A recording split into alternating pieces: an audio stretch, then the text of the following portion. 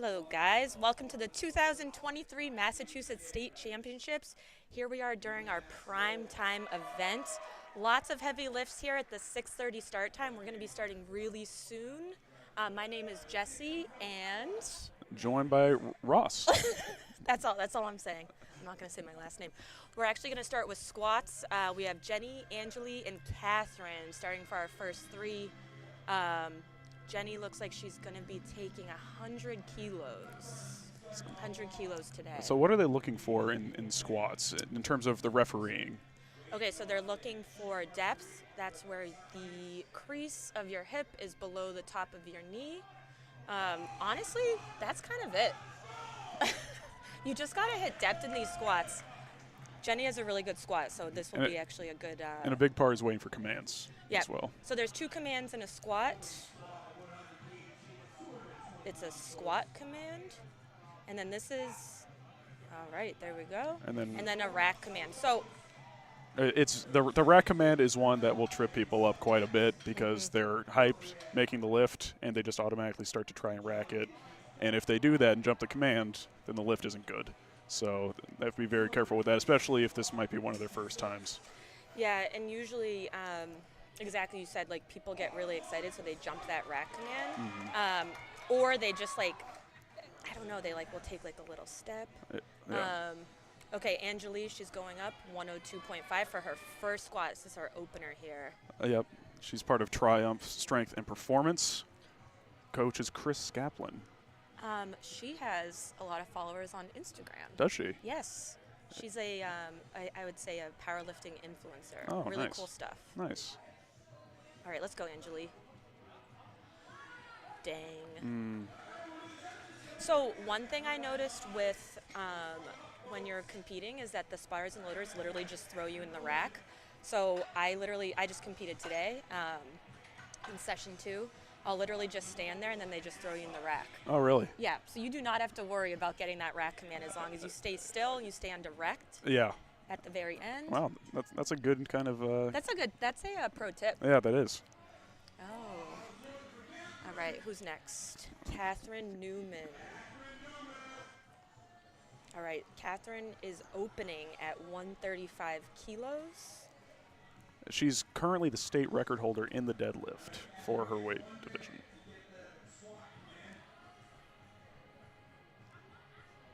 Okay, so also, too, once they say bars loaded, you have 60 seconds to get to the platform and get that rack command.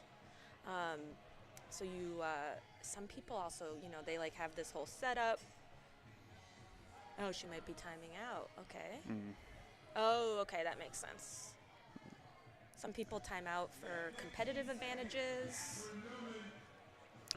Not sure. Oftentimes, they'll time out on third lifts if they feel like they can't get the third lift, or if they're in the lead so much that they don't need to take it and preserve energy. They don't want to wear themselves out. Yeah. Exactly. So Catherine timed out. All right. So let's see who's up next. Courtney. All right. Courtney here. She's a part of Team Power Doc. She's coached by Travis Dyer. The Muscle Munchkin. That's her Instagram. That's her IG. That's pretty good. That's a great name. Throw her a follow. She came to the USAPL in 2022, but has competed in other federations since 2021. Okay. And for these first squats, you really want to see it be relatively easy. You want the first one to lock it in. Yep. You want to be able to get one on the board, because if you fail 3 lifts, then you're out of the rest of the competition. You bomb out? So a lot of these openers are going to be kind of middle of the road to a little more for these lifters, just to kind of get in the game, get their rhythm going. And then, that was easy. Yep. Okay, Courtney. Yep. Nice. Okay, so guys, just so we know here, 150 is 330 pounds. 150 kilos, 330 pounds for an opener. Yeah. That's pretty sick. Yeah. Yeah, so as Ross was saying, usually I think people, it depends on the coach or the lifter, but about 90% for your first. or people like to take like an RPE, like 8. All right, Serge Elise, also known as Serge. She's about to open at 155 kilos here. She currently holds the Team 3 Massachusetts State record in bench press and total. Oh, wow. So you can see too, the squat rack, she has the rack in. So the lifter can choose for the arms of the rack to go in to get a little bit tighter on the squat. Yeah, it really just comes down to Preference. Yeah. All right. Let's see the replay. It was a little high. I mean, it was borderline. It was a little high, but What did they call? two reds. Oh, okay. I didn't. Yeah. Okay. Yeah. Okay. So she will probably. She'll probably take the same weight. Yep. If a lifter misses a weight, generally they will take the same weight the next time. Okay, so I was just talking to Sophia in the back. She is a badass. She trains at a home gym. Oh, nice. Nice. She's extremely strong. Damn. She was the collegiate national champion 160 for her opener. of this year. When was that? This year. She also was the former American record holder in the squat and holds multiple state records. Oh boy, here we go. Alyssa Orlando, she's our first equipped lifter. What is equipped? So equipped lifters have special squat suits. Okay, Alyssa. As well, they also wear knee wraps. The suit enables the lifter to lift more weight because it's so stiff that it doesn't have give. Yep. Yeah. So a lot of times with equipped lifting, it's kind of like a different sport than raw powerlifting. You actually are somewhat fighting against the suit. So Alyssa's my BFF. She's also Ross's wife. Fun fact, Gio's probably watching at home, her son. You have to you need actually more weight to hit depth in the suit. So the way down, the concentric portion of this lift is harder sometimes than coming up. Yeah, it might be a terrible analogy, but it's almost like a trampoline where if you're really light and you jump, you don't get as much height. You need more weight to press down to get higher. Yes, exactly. Yep. I've done a couple. I've squatted in a suit before, so I definitely appreciate these equipped lifters. Monet here, making her equipped come back. It's looking like though she might. I don't think she's wearing a squat suit. I can't tell. She's not. Yeah, she's not. So she did sign up. Oh, okay. She has knee wraps. Did not see that. Here we go. Monet making her equipped comeback since 2018. She did do a raw meet last year. But yeah, these are the two equipped lifters. We have Alyssa and Monet, so it's going to be a fun little battle here. Monet is the current American record deadlift holder in the 90 kilogram class. Wow. Okay. 185 opener. That's pretty sick. That's 407 pounds. Just so you guys know, I am doing this on my phone. I do not know the kilo to pounds like that. Some of the easy ones I do. Yeah, I mean, it's pounds to kilos is multiplied by 2.2, right? Roughly. Yep, 2.2. So you do 200 times 2.2 for Nadia here, and she is opening at 440. Welcome to USAPL math class. I hope this is what you signed up for because you're in it with us. Okay, Nadia is, she trains with Tony Bonvecchio, which also shout out to Tony, my first ever powerlifting coach. He is the man. He owns a gym in Worcester or West Boylston area. And she is the director of powerlifting at RX Strength Training, a gym I actually used to work at back in the day. Yeah. Okay, Nadia. Wow. They are strong. Yeah, these openers are looking great. Yep. Yeah, that's a good, checking the replay here. All white. Nadia has a really, really good squat. Yeah. She is on Instagram, the Queer Powerlifter. Give her a follow. I saw her coaching this morning. I'm like, wow. She does it all. Coaching and then competing. Yeah, just like you, competing and then commentating. And then commentating, yep. It's the exact same, right? I mean, I get to sit. She did not get to sit all day. We got Catherine up, Catherine Newman. Her opener here, her squat, 135 kilos. Doing my quick little math here. That's 297. Okay. There we go. Easy. Okay, and you can see, too, these spotters and loaders, they're working hard. I think Brian, who is part of UMass Lowell, he was commentating today. So look at us doing double duty. Wow. What did you do today, Ross? I just watched my son all day. That's most of what I did. Okay, we're starting. Uh-oh, Cordero. He just got crazy, giving Jenny a little There we let's go tap. Second squat for Jenny. What's a stat for Jenny? For her best squat, this matches her best squat. Oh, wow, okay. 231 pounds, or this is 232-ish pounds? Also, all the pounds are right here. Okay. Okay, nice, Jenny. Perfect. Okay. But they might be changing there. Yeah, Oh, that's the best. Their best. That's ones. their best. Okay. Yeah. So 231. So Anjali going with 107.5 kilos. Her best squat is 110 kilos. So if she hits this, she'll definitely be looking to break that with her third squat. Nice setup. Squeezing her upper back, getting nice and tight under that bar. Nice walk out there. Let's go, Anjali. Fast in the hole. Yep, that looked good. Let's see it. Oh. Okay. Potentially a depth call. Let's see the replay here. Oh, couldn't see it because of that spotter there. I don't know. 90% of failed squats are depth. That's not an actual That was an factual actual stat. statistic, but in my time watching powerlifting, that's most of what failed squats end How up being. many powerlifting meets have you watched, would you say? Ross. I'm going to say a lot and not put a number on it. Powerlifting husband. They all here. blur together. Powerlifting husband. Catherine back up at 145 kilos. Has been with the USAPL since 2018. Okay, Catherine, let's go.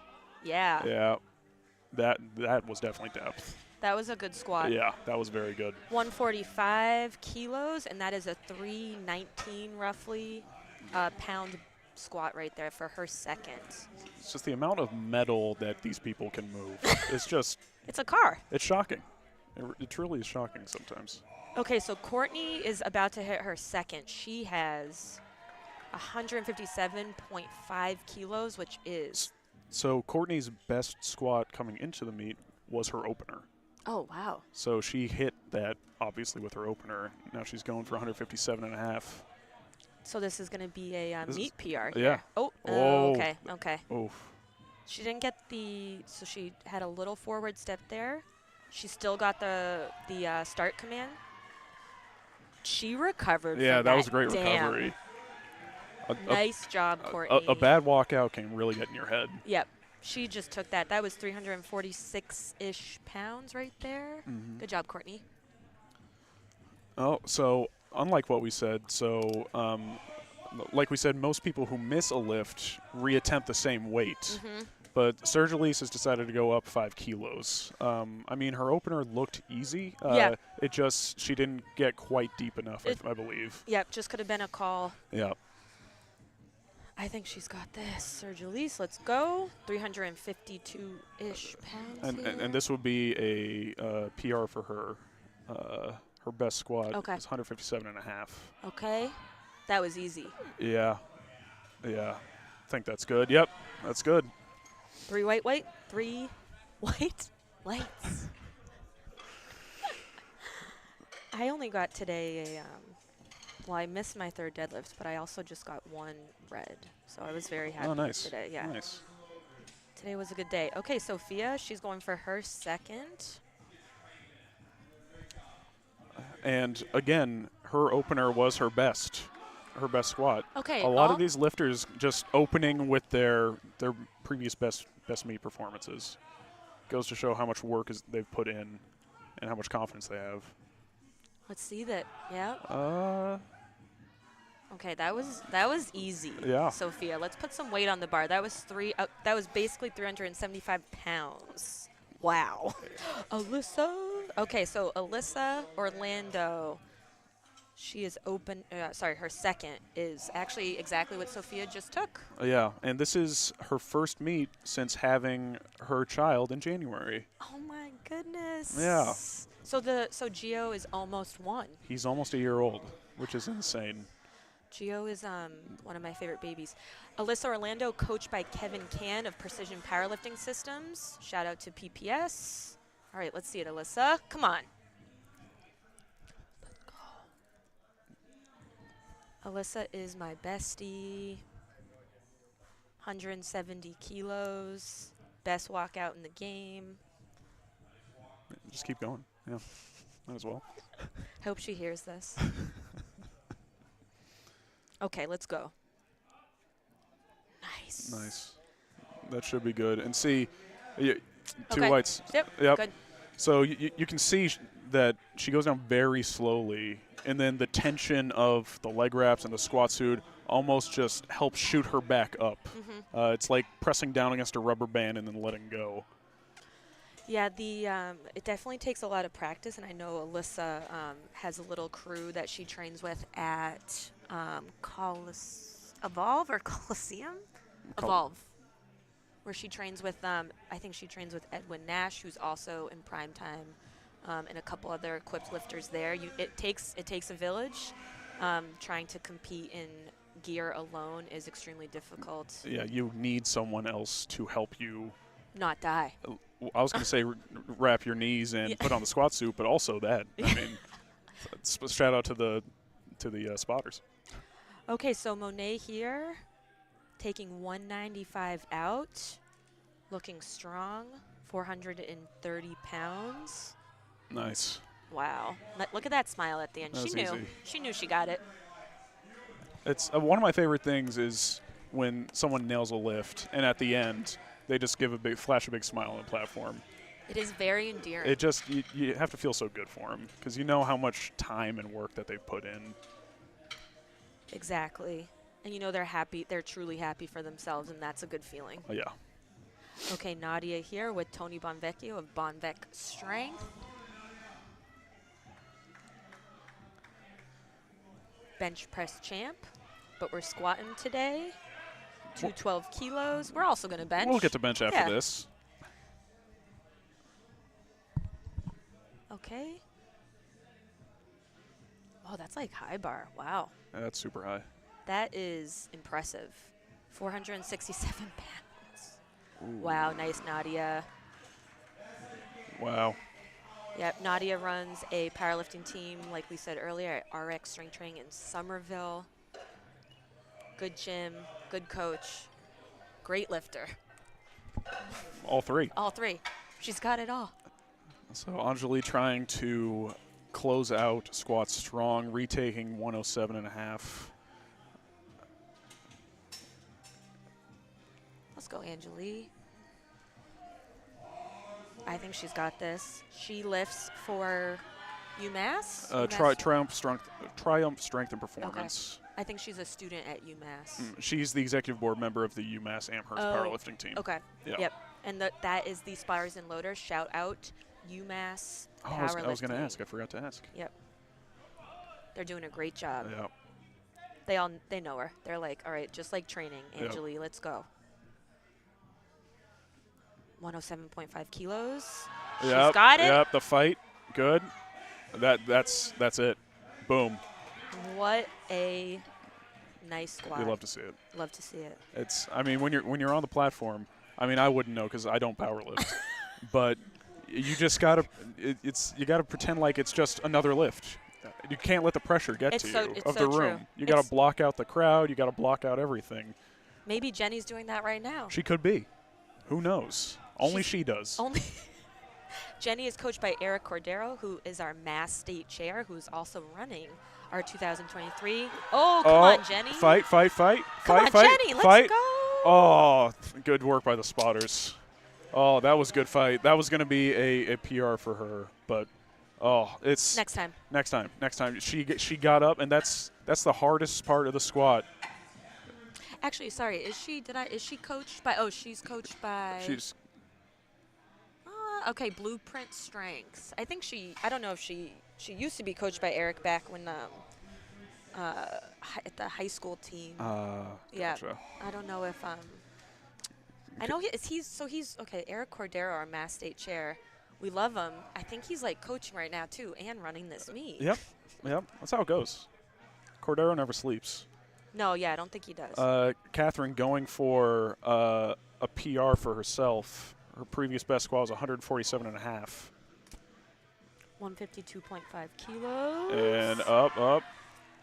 Easy. She's got to feel good about that. She could put some more weight on that too. That was 335-ish pounds. Jess used to be my coach. I did some powerlifting for a while. I got to about 325 on squat with pretty mediocre form, but it really goes. You know how hard this stuff is. You definitely did your best. I tried. Yeah, no, you did really good. All right, let's go surge. 165 kilos here. And this she's already beaten her PR on her second lift, so this is just kind of the cherry on top if she can hit this.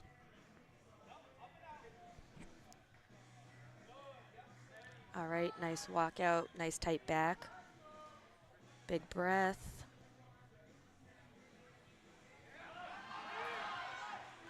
Yeah. That was good. Yep, good lift. She's hyped, as she should be. Nice work, Surge. So I know we talked a little bit about it earlier, the squat rack and having the arms kind of tilted in or kind of straight up.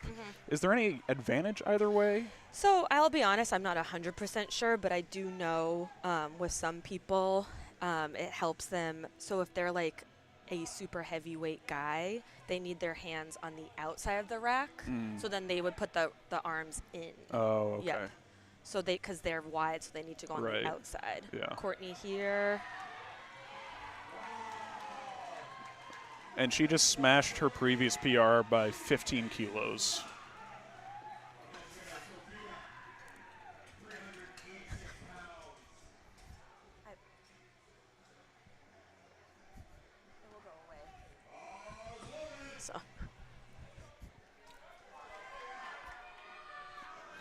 Sophia, with her third, trying to close out strong. 175.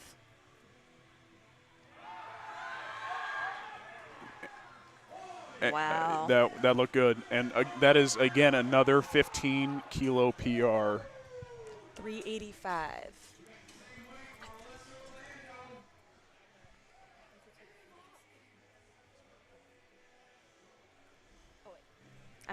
All right, Alyssa. Here we go.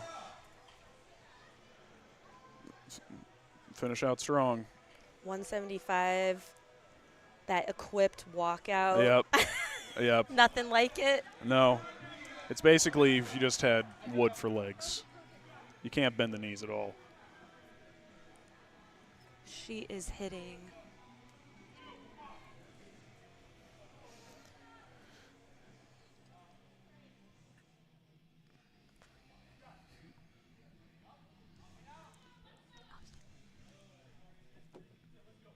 $175 on the bar. This is Alyssa's third squat. Yep. That should be good. Okay. 2 again. 2 white lights. That's all you need. You only need 2. It looks like it was called for depth on the side there. Yeah.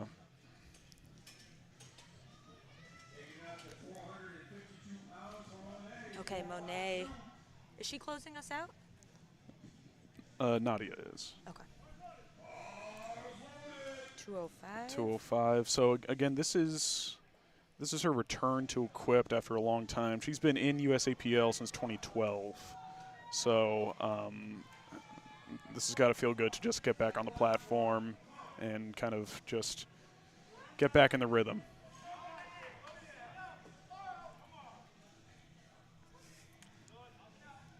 Okay, she's got her knee wraps nice and tight.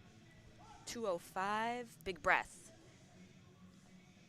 Hell yeah. Come on. You got it. Yep. Nice, Monet. Yep. Close it out with a smile and 3 white lights. Nice. Best way to end one of your sessions. So she just went 3 for 3. Yep. Okay, we got Nadia. Nadia's closing out the squats in this first flight.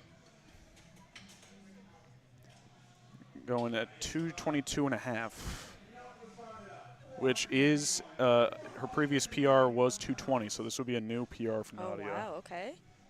So 2. Wow. That is almost 500 pounds. Okay, Nadia. This is a big squat, you guys. For those at home, this is close to 500 pounds. She's closing out squats. Oh, God. Yeah. The high bar, I'm so impressed with that. Yeah. And I'll explain high bar and low bar in a little bit. Oh, easy. Oh, my gosh. She could have put way more on that. That was easy. Wow. That's big. That's huge.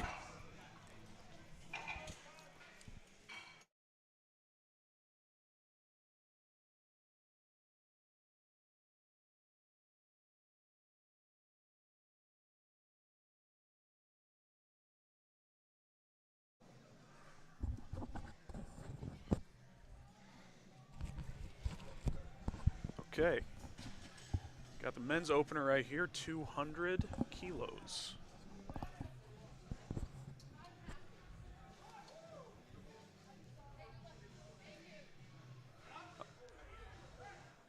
That looked pretty good for an opener. Yep, that's what you want to see. Yep. Start strong, get that those nerves out the way. Yeah, absolutely. Get a lift on the board. Who have we got next then, Ross? We got Kevin up next at 202.5. Nice, seeing some bigger weights in this primetime session than the 2 sessions we saw earlier today. We're seeing some men from weight classes we've seen earlier today, and some men who'll go before some of their sort of weight class peers tomorrow in the last 2 sessions of the meet. And Kevin actually opening up with his current PR on the squat. Wow. Comfortably so, Yeah. It looks like, Ross. That looked very comfortable. That's what you want to see an opener move like? Yeah. It's like nothing was even there. Cardin. I've seen Cardin compete quite recently at one of the Odyssey barbell meets. And he's actually opening up 5 kilos above his current PR for squat. Wow. So he holds all teen records in the 60 kilogram weight class. This is his first meet in the 67.5 weight class. So maybe that weight gain then is making him a little bit more confident about squats, opening up a little bit heavier. Yeah, gotta be. Confident unrack there. Yep. Good walkout.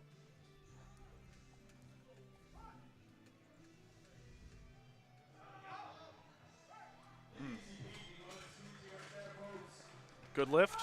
Just one side ref there, thinking it might be a little bit high. Yep. We're watching from the other side here. It could be that the hip on the other side is a little higher. Yep, and it can happen where one side judge sees that they have depth and one doesn't. And Right. it can just be, like you said, one hip can be higher. It's not automatically symmetrical just because they're moving both hips at the same time. Yeah, absolutely. We're not always symmetrical creatures, right? It's very true. Noah up right now at 220 kilos. His best squat is at 237.5, so he's probably going to work his way up. Yeah, it could definitely pace for that hit. That's around 484 pounds, I believe. Mm-hmm.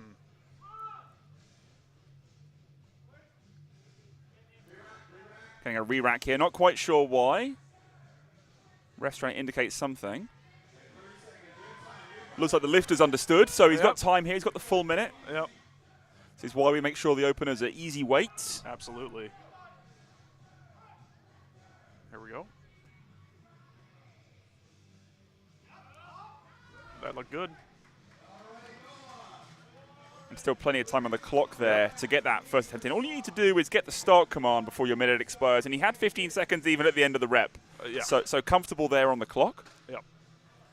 Up next, James Thorne.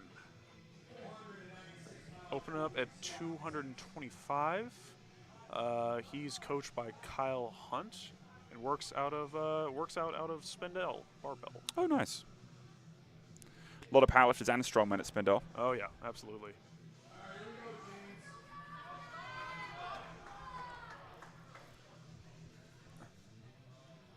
And you notice as the weight gets heavier, the more spotters there are. Right, we're seeing 5 now, right, for this 225-pound lift, so 496 pounds. 225 kilos tends to be the level at which you see those 5 spotters come in, as it's those 4 reds and a pair of competition collars.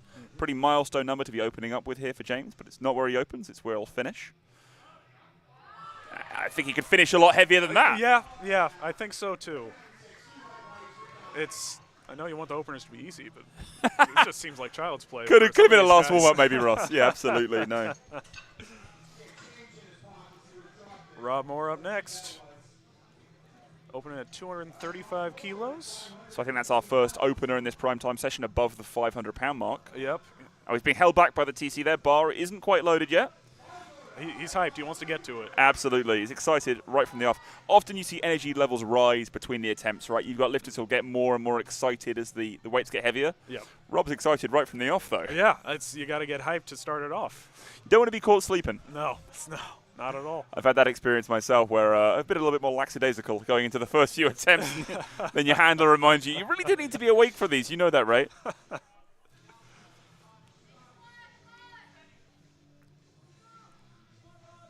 Rob on Team Boston Barbell, coached by Chris Martin.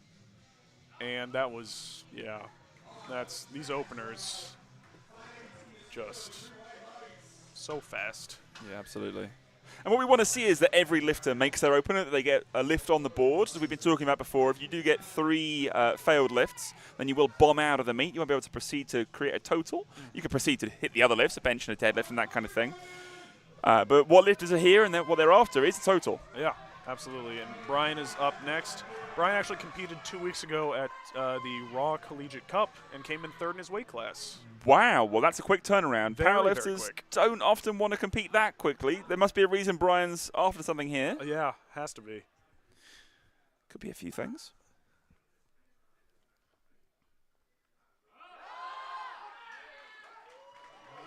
Looked pretty good. 3 whites.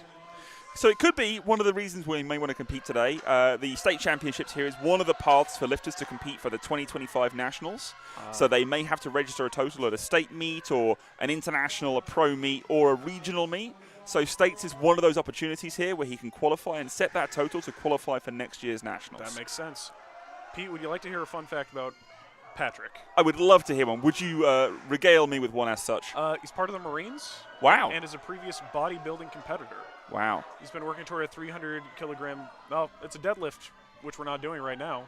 But that's his aim today. So one of the things that he's after today, the squat is important, but you may want to not use too much fuel. Leave a little bit of gas in the tank for that deadlift later. That's the thing he's here to achieve today. You say that, and he's opening up with a 15-kilo PR. Well, apparently being in the Marines hasn't impeded training that much then. I'm glad to hear that. Oh, wow.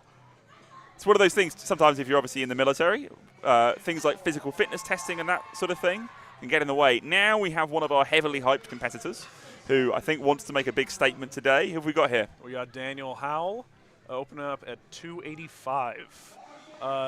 He's on Team Howell Fitness, and he placed top 10 at the 2022 and 2023 Raw Nationals in the 90-kilogram weight class, and holds state records in the squat, deadlift, and total. Doesn't surprise me. Yeah. Strong competitor here. Yeah. So he's probably going to be working up toward his current squat PR of 315. So that just shy of that 700-pound mark there, and in the 90-kilo class, so around 198 pounds body weight. Yeah, that's incredibly impressive. My goodness. Comfortable. That's the word of this flight so far. It has been. And I mean, Dan's hit some big numbers in training recently. I think he hit something like a 600-pound. It may even been about 606, perhaps, for a set of 5 in training this block. He's been hitting some big squat numbers. Has always been known for his deadlift. Yeah. Was a big deadlifter and hit the American record back in 2017 Nationals at Raw Nationals in Orlando. Oh, okay. Took a little bit of time away and has come back, and he's not just a deadlift guy anymore. Mm-hmm. Big squat there. Big total. Yeah. We got Victor up right now, opening up at 295 kilos out of Strength Studio TT. Okay, so he's coached then by Sanjeev or Rondell out of Trinidad and Tobago. Really big coaching team. Oh. Little stuck there, but the bar didn't go down. The bar didn't go down. He swayed a little bit, but as long as he doesn't go up and down, he should be good. Absolutely. Yeah, so Strength Studio TT, they're one of the biggest coaching outfits, one of the biggest online coaching outfits. The coaches there are based out of Trinidad and Tobago. They have a huge roster in USA Powerlifting. Wow. Up next, Edwin Nash, who was our only equipped lifter in this flight. So we'll see Edwin probably make a slower approach to the platform with those knee wraps. Yeah, it just takes a while. Absolutely. All good things take time, right, Ross? Yeah, absolutely. I mean, it's the equipped walk is almost like a penguin waddle. There you go. Well, here he comes. Opening up at 305. The current PR is 325. I'm sure he'll get there today. So, I mean, my numbers don't go this high, so I'm converting out of mental math here in the 670 range, I believe. Yeah. It's a big one. Look at that tension. That's a lot of tension. You see him shaking. Yeah. Spotter's helping him back in there, doing a great job of that. Yep. Good opener. Yep. So, bombing out, as we've talked about, much more common in equipped. You're taking some risks with the equipment. Things can go wrong. You've got to make sure you're maximizing every kilo out of that stuff, and it could be a challenge to fight against, right? Yeah, especially on meet day. I mean, obviously, lifting in the gym and lifting at a meet, same thing, mentally very different. Absolutely. Kevin up with his second. He already matched his PR with his opener. I think we both agree that looked smooth as anything, right? That was. Yeah. I think we're confident in Kevin here. Yeah. We backing Kevin, Ross? I think we are. Let's go. I mean, I was shocked by this first one. Yeah, it looked like it was absolutely nothing. Let's see if this is the same. Walkout took a little bit more deliberate. Perhaps he's sort of focusing it a little more as we get heavier. Still. It's still a last warm-up. There's no change in velocity there. It's like he's just in the warm-up room. Absolutely. My goodness. So typically as we go through the attempts and weights get heavier, we tend to see velocity slow down. Yep. You're exerting a lot of force in there, but it's just more load. I didn't see any difference, though. I didn't either. And that's typically what you do. So you see those attempts just get slower and slower until they turn into more of a grind. Mm-hmm. Some lifters can grind, some can't. It'll go quick, and then it just doesn't. Yep, and if you're new to watching the sport, you'll figure it out very fast who can and who can't. Absolutely. Let's see, 215 kilos. Pretty high bar position here, and a fairly narrow stance, I'd say. Yeah, absolutely. Smooth. Very, very smooth. 2 whites. Again, one of the side judges probably calling on depth, but as long as you have 2 white lights, it's a good lift.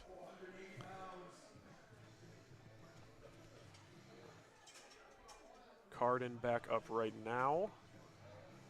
And his opener was 5 kilos heavier than his PR, so he's jumping quite a bit. As we talked about, it's gone up a weight class. Yep. That can sometimes make training feel all kinds of good. It's one of those things that, Carden is by no means tapped out on his potential at all. He's a young guy. Yeah.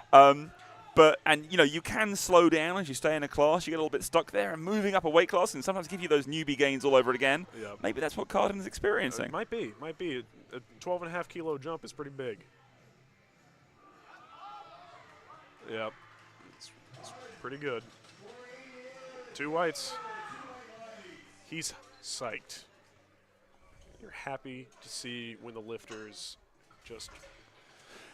Yeah, absolutely. Just enjoying the thrill of it, right? I mean, a lot of these lifters will spend weeks, maybe even months training towards a meet like this. They're putting a lot of time in the gym every single week. You want to make sure that this day, when they've got these 9 attempts, those 9 minutes to really make it count, that they are doing so and they're making it count, right? Yeah. Noah up next. going for 232.5. His current PR is 237.5, so as long as he hits this, he'll probably be looking to smash that on the third. Right, absolutely. So he's gone up 12.5 kilos from first to second. What you tend to see then moving from second to third is an equivalent size jump or smaller. That's still another 12.5 kilos. He'd definitely be above that PR. Oh, yeah. But could even do a smaller jump and get a little PR for himself.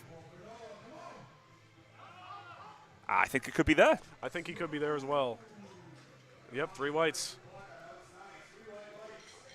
Yeah. It's always exciting to see people hit PRs. Absolutely. Especially, just you know how much work goes into these meets. Totally. No, absolutely. And it's one of those things, you know, you could be here with multiple goals. We've talked about one gentleman already who's looking for a big deadlift. That's what he wants out of today. We don't know what everyone wants here. It could be a national qualifying total. It could be a battle with somebody else. But it could be just to beat themselves. Yeah. So you can have all kinds of different people coming on the platform, different weight classes, equipped, raw, all these kind of things, and they can all have their own objectives. We're just here trying to work them out. Yeah, and that's the thing about powerlifting is a lot of times it's a sport against yourself. You might have some competitors for some placements, but a lot of it's just trying to better yourself every lift. Totally. Spotter's well positioned here. See, when you've got a professional crew, it all looks good. And again, but they were unnecessary, and that's what we want to see. Yeah, as you want the spotters to be irrelevant. And James made them so with another really smooth lift. No issue with that second. Plenty of room to move up again. Yep. Next up, got Rob back for his second attempt. 247.5. And again, the standard 12.5 kilo jump from his opener. Yeah, around these weights, what we tend to see is that lifters are taking a sort of a percentage jump. So you're lifting heavier loads, you're going to see bigger nominal jumps. And that's what we're seeing here from Rob. Getting nicely set up here, moving the entire combo rack underneath him as he braces below there. And again, he's probably with his third. His PR is 250 kilos. He'll probably try to smash that as well.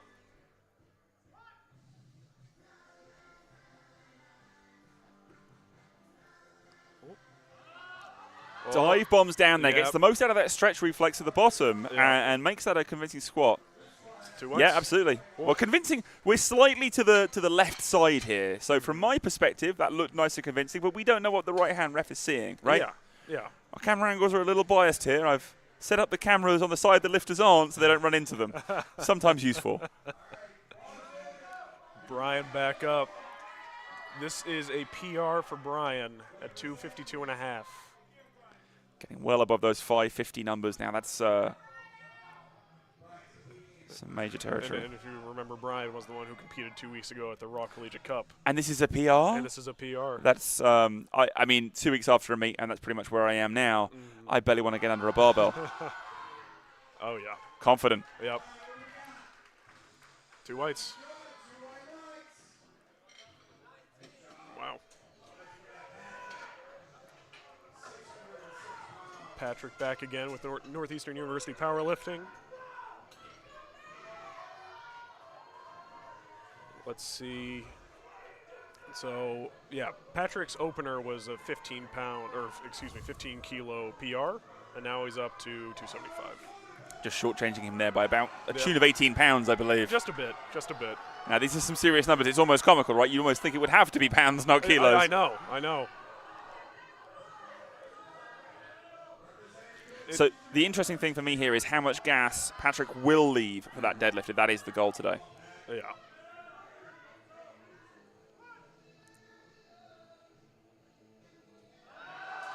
Yep. That looked pretty good. Yeah, I would agree.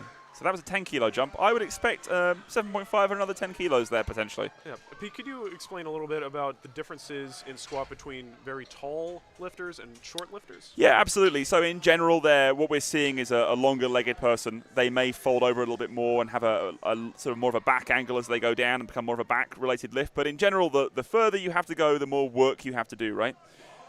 So we tend to see this joke that weight classes are often height classes in powerlifting.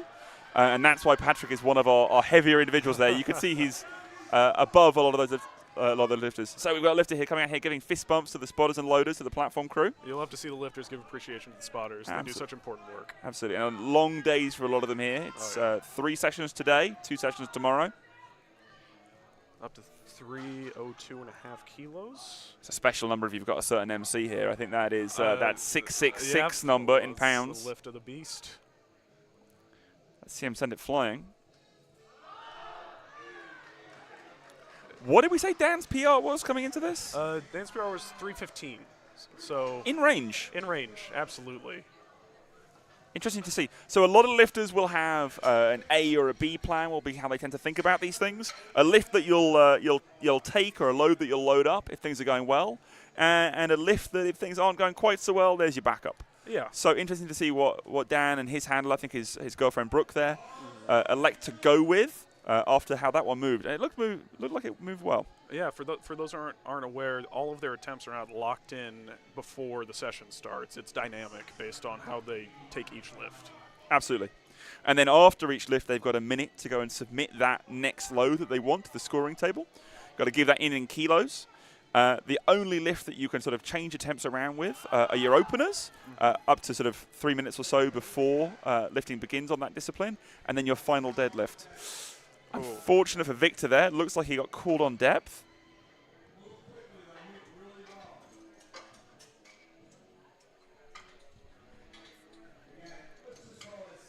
Edwin's coming back up at 317.5. 700-pound mark here. Yep. First lifter to see cross that line.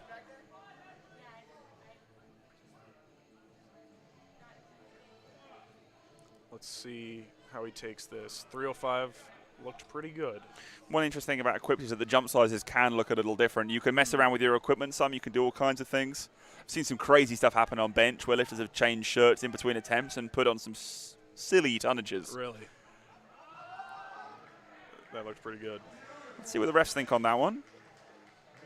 Oh, no. Unfortunately, I thought it might be. It was riding a little higher than the first. Yeah, and with equipped, it can be tough because it's harder to get that depth with especially the leg wraps. Absolutely, yep. You're really fighting down there. Here we go, our third round of squats. Yep. Finish out this flight. Kevin up at 217.5. There's a little nod to the camera there. Yep. And again, bit of a showman. Yeah, absolutely. And he already set a PR with his opener, so this is just kind of icing on the cake here. Totally. Taking a smaller jump here. Went up 10 kilos, now 5. Probably a smart play. You want to make sure you're going to hit this lift, get every kilo available to you. Yeah. What's the total PR he's going to end up with a day here? I'm not a mathematician, Pete. It's a big number, and we're impressed. Very big. And there's a fight there. We see that smoke in the background. That was good. It's a good grind. Good lift. Way to stick through that and fight through. Really impressive. And Pete, you can speak better about this than I can, but when you're coming up from the squat, there's a point where a lot of lifters will freeze and really struggle. Yep. And he really fought through that. Impressive mental fortitude there. Next up is Carden.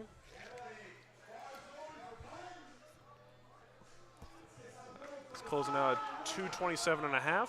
So this is a huge milestone for him. It's that 500-pound milestone. One of the biggest milestones you can hit on a squat. Yeah. And again, he moved up weight classes, and this is a 27.5 kilo PR. Wild.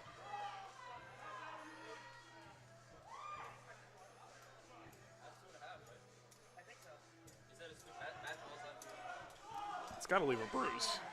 It will, yeah, absolutely, yeah. And your bar's going to stay in the same place every single time. You'll end up with a permanent bruise on your back where your shelf is, where you're setting up under there, using your traps to support the weight. Well, I think there could have been more kilos, but unfortunately just rode a little higher, looked incredibly strong. We could be confident that will be there for Cardin next time, right? Absolutely, absolutely.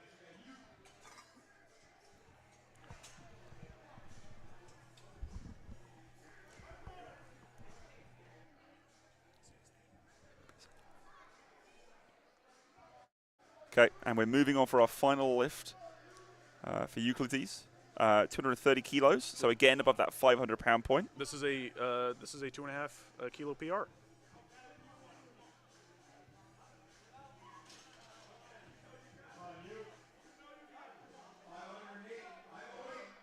Maybe a little caught on the uprights there on the right-hand side. Yep. One of those things you were talking about earlier with Jesse was about the opportunity to have those uprights moved in. Yes. That's one of those places where having the uprights in can help with the walkout. If you know that you're someone who might clip on a dominant leg as you come out, you could even just put one upright in to avoid it. What a fight through this. That's beautiful. Stunning work. Good lift. And refs agree 2-1. Yep. God, the fight is so fun to watch. Absolutely.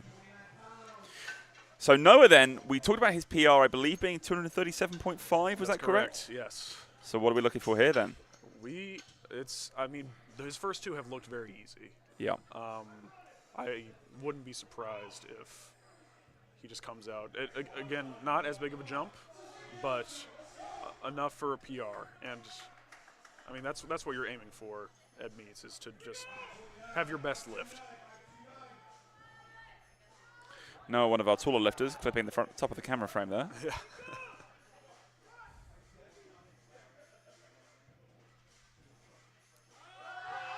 Looked like he hit depth. Difficult from this perspective, but the refs agree with you wholeheartedly. And it's not like the refs have been shy about giving those red cards for depth today. They have not. So he could be sure then that it's done to the strictest of standards here in USA Powerlifting. James Thorne, again, another 2.5 kilo PR coming up from James. Which club was James with? It looks like it might be Triumph.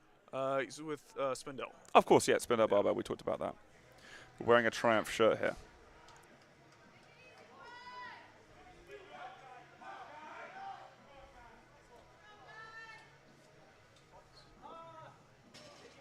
Let's see how the walkout goes.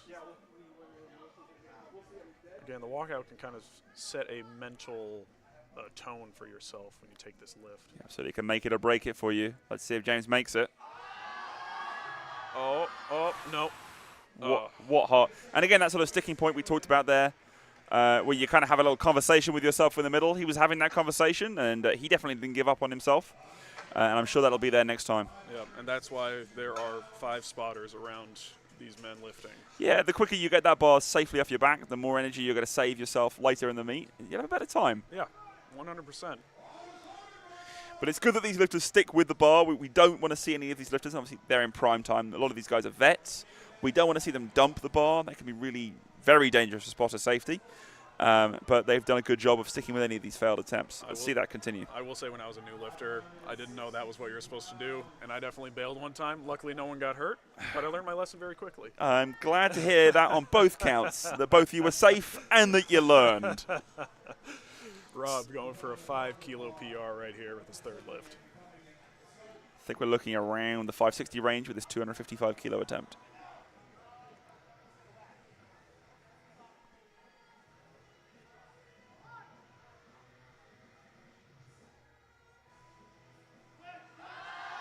Oh, good catch by the spotters.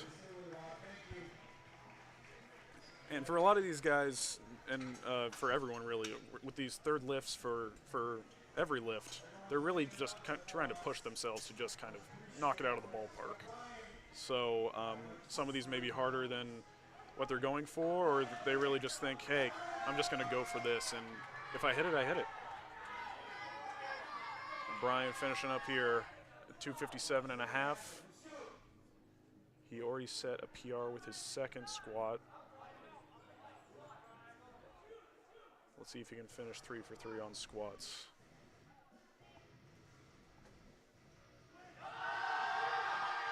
Good fight. Strong fight up. Let's see what the referees think of that one. Yep. Unfortunately, a little higher.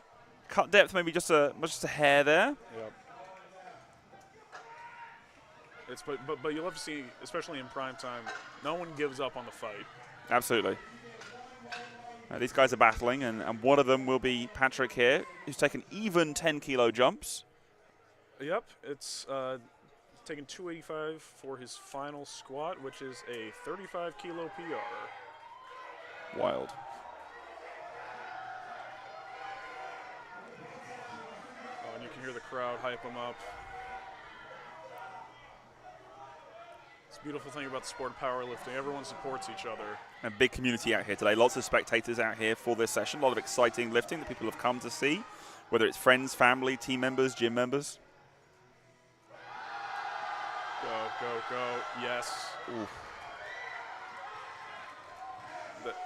That looked pretty good. Refs agree with you. Yeah, absolutely. Wow. Very impressive.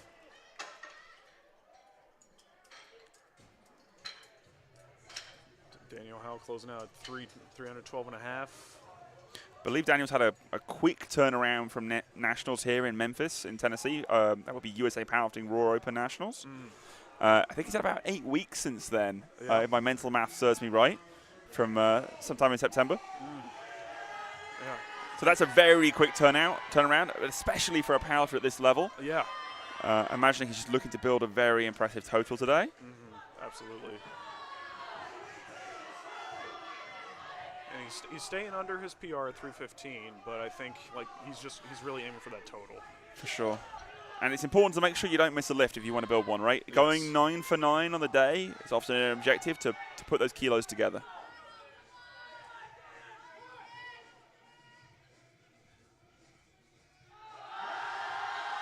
No. Not quite there, unfortunately. We'll end with 302.5. No slouch of a squat for the 90 kilo class. Yeah, yeah. We got 2 more lifters left in the flight before we transition over into bench. Absolutely, and because we've got 2 flights here, we'll have a shorter break of around 10 minutes from once they get the bench installed. But some serious lifts to go out here. And what's fascinating here, we talked before about how if you miss a lift, often you'll go for the same weight again. Edwin is not about that. He's not coming here to repeat the same weight. He's not coming to play. Absolutely not. I think business. I think this was on depth last time. I believe so. So yes. if he sinks this a little bit more, yeah, we're behind Edwin here. We'd love to see it when people miss a second and come back and make that comeback on the third. It feels great. And again, the leg wraps inhibit some range of movement, but if he can get deep enough, that might do it. Looked deeper to me. Do it. Was it enough? Refs say yes. There it is. Fantastic. There it is. Finishing off as Victor. Again, I just looked up at the list. Second 312 and a half. I'll go 330 for third lift. Why not? I mean, if that's what you're here for. Yep. You're not here for 312, Ross. You're here for the money. Yeah. We're here for big things. Victor wants crashing into that backdrop there. That's not a wall, Victor. I think he could run through a wall.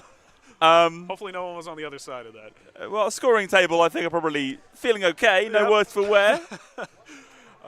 His current PR is 317 and a half on squat, so 330 would be a big PR.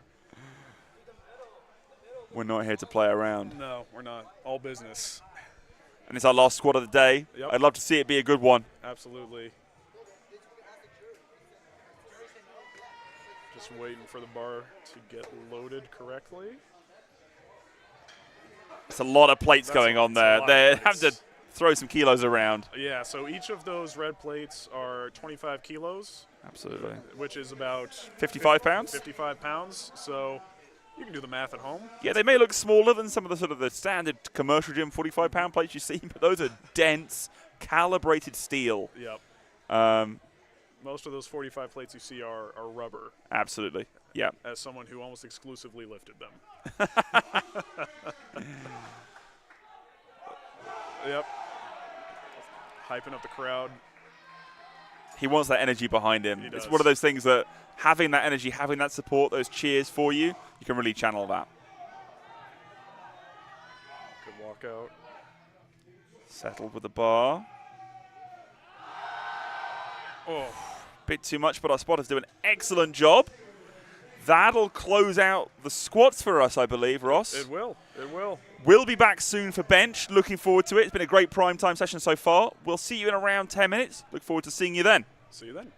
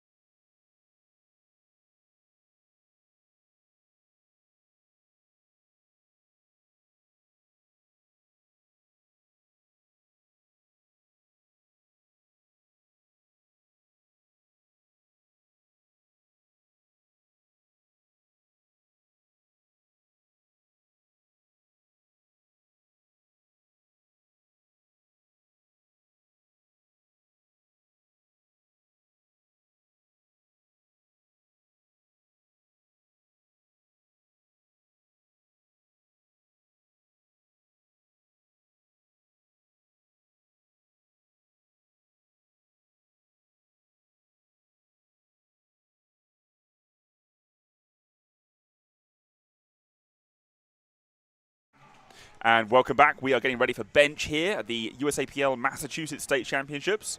We've already had some very exciting squats. Looking forward to bench now with my co-host Ross. I'm happy to be back. So what are we looking for on the bench then? One of the more difficult lifts in terms of all the commands going on. We'll be looking for a start, a press, and a rack, and plenty of ways to miss a lift, I'm afraid, Ross. Very much, very much. And generally for bench, they turn down the music a little bit to be able to hear the commands, because obviously the lifter cannot visually see the head judge up there up front. Absolutely. And one thing to explain to people who aren't familiar with the sport, see some crazy arched backs on bench press. Can you explain that a little bit? Yeah, absolutely. So the arch is something that you deploy to get a little bit better positioning, to reduce the range of motion the bar has to travel, which will make things a little easier. And also you can sort of retract those scapulars, put them in a protected position, and sort of improve your safety as well. So something that you might not see in a commercial gym as much, but something that a lot of powerlifters will deploy, maximizing technique, maximizing leverages to lift every kilo possible. Catherine had that easy opener on to Anjali. Opening at 62.5 kilos. Just describing there that she would like to get the blocks put in place, make it a little easier. Perhaps some of the shorter lifters or smaller leg lifters will want to use blocks to get themselves wedged into a good position. The lifters will also be describing how they want to receive a lift off of the bar if they elect to choose one. Something they'll want to describe to the center platform crew member here. And want to make sure that they sort of repeat that and explain it every time in case it gets forgotten. Indeed, indeed. And a couple of areas beyond the commands where lifters can slip up. Their feet have to stay completely on the floor throughout the duration of the lift, and their butt cannot come off of the bench for the lift to count. Absolutely. Easy opener lift for Anjali. Watch that from a replay angle. You see that impressive arch that she's worked on? Yeah. You see our platform crew there wisely standing on the blocks to make sure they don't slip. Your feet slipping on bench is one of the worst things that can happen. Clever way to ensure that friction's there. We love to see the platform crew understand that and take full advantage of that. Jenny up next, opening up at 80 kilos. And it's a 52-kilo lifter. That's a wild bench opener. It's great. Her PR is 85. Wow. So we could very easily see her smash that today. But one thing we will see on bench are some smaller jumps. Yes. As the weights lifted tend to be the lightest of the three for each lifter. There are some specialists out there for who that's not true. A 2.5 kilo minimum jump is a very high percentage of your bench for some lifters. Very much so. Jenny making that look easy though. Monet jumping up early here. Again, this is her first. She lifted equipped in on squats. Is not lifting equipped. Oh yes, she is. I'm sorry. She's lifting equipped for bench as well. I don't think that looks like she's just in a singlet to me. Yeah, that's what I thought. So yep, no, she's in the equipped division, and the equipped division permitted her to wear knee wraps in the squat. But it looks like she's going to take the bench press raw. Particularly in the bench event, equipment can add a huge amount to the kilos you can lift. I'm sure we'll be able to see with Alyssa shortly, who I presume will be wearing a shirt. Yes. What that will look like visually for us. Yep. Easy opener for Monet. So one thing that some equipped lifters will do is take their opener raw, make sure they've got the total, lock that in, because the bench shirt can go wrong. Yeah. It's a lot harder to sort of finesse that and make sure you're maximizing it, and also making sure you can touch the bar, bring it down fully, and bring it back up. So sometimes you'll see lifters open raw. I don't know if Monet will do that. We'll see. It's a quick job to get there in the back. Oh. Get the raw singlet down, get the shirt on, get the singlet back up again. If you go to a concert and see an outfit change on stage, it's the same, except getting a squat shirt on is way harder. Yeah, absolutely. Yeah, those bench shirts they could be pain, and often require a crew of other people to get you into them. At least two. It's an operation. It is. It is. And that's why, as well, for the equipped lifters, we're allowing 2 coaches in the back rather than 1. The raw lifters are allowed 1 coach each as a maximum here. Easy for Courtney. That was super snappy off the chest. Have a look at that. So you watch the feet. The heels never leave the ground. The butt never leaves the bench. And that's what those side judges are looking for. Absolutely. Serge Elise up next. Her current bench PR is 90 kilograms, so she's almost opening up right at that. Yeah, absolutely. Just shy at 87.5. Again, the minimum increment, if these athletes aren't going for a record that allows them to take a smaller jump, will be 2.5 kilos. Yeah, yeah. And out of the 3 lifts, bench press does take the longest out of all 3 lifts. It has the most setup, the most directions from the lifter. So bench is generally the longest session of the 3 lifts. Absolutely. Yeah. These openers are very easy for everyone so far. So want to see again. We saw everyone get through squat with a lift on the board. Yep, no one bombed out. It was always good to see. We want to see that continue here into bench press. Sophia opening up at her current PR. 95 kilos, already above that 200-pound mark. Yeah. As a raw lifter in the 60 kilo class. Already over 1.5 times body weight. That's, comfortably so. I mean, my goodness. I think training's probably gone well, Ross. I think so. Look how fast that went. Yep, no concern there. She must not have done bench in 2 or 3 years if that was her PR. Yeah.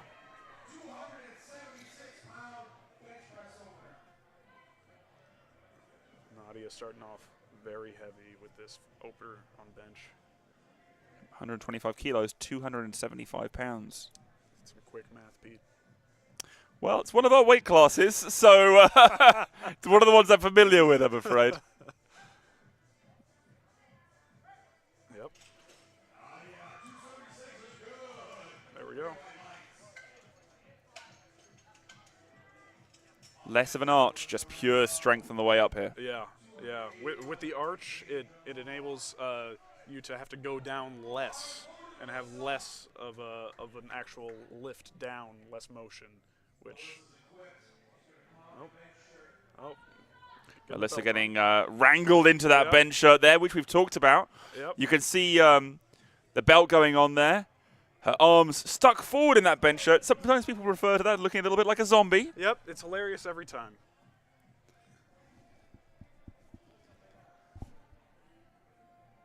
And again, this is her first meet back since having a baby in January, so she's just kind of mostly getting back in the swing of things and just to get back on the platform. Fantastic.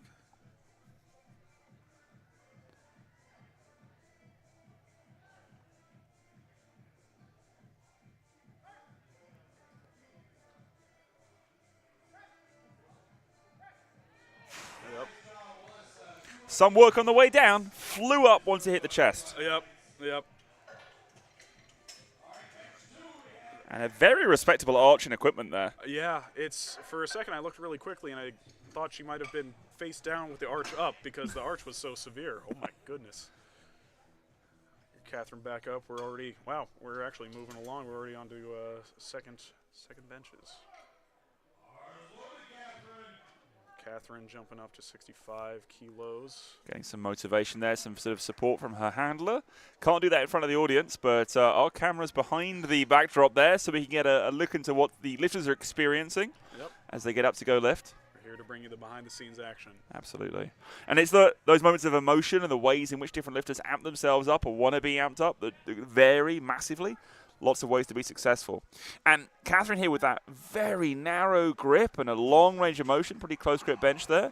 Another way to be successful, it looks like. 3 white lights. Almost no arch on that one. Anjali coming up next, 67.5. This will be a PR for her. First one looked pretty easy. Again, on Team Triumph, Strength and Performance, Coach Chris Skaplin. We'll see how this goes.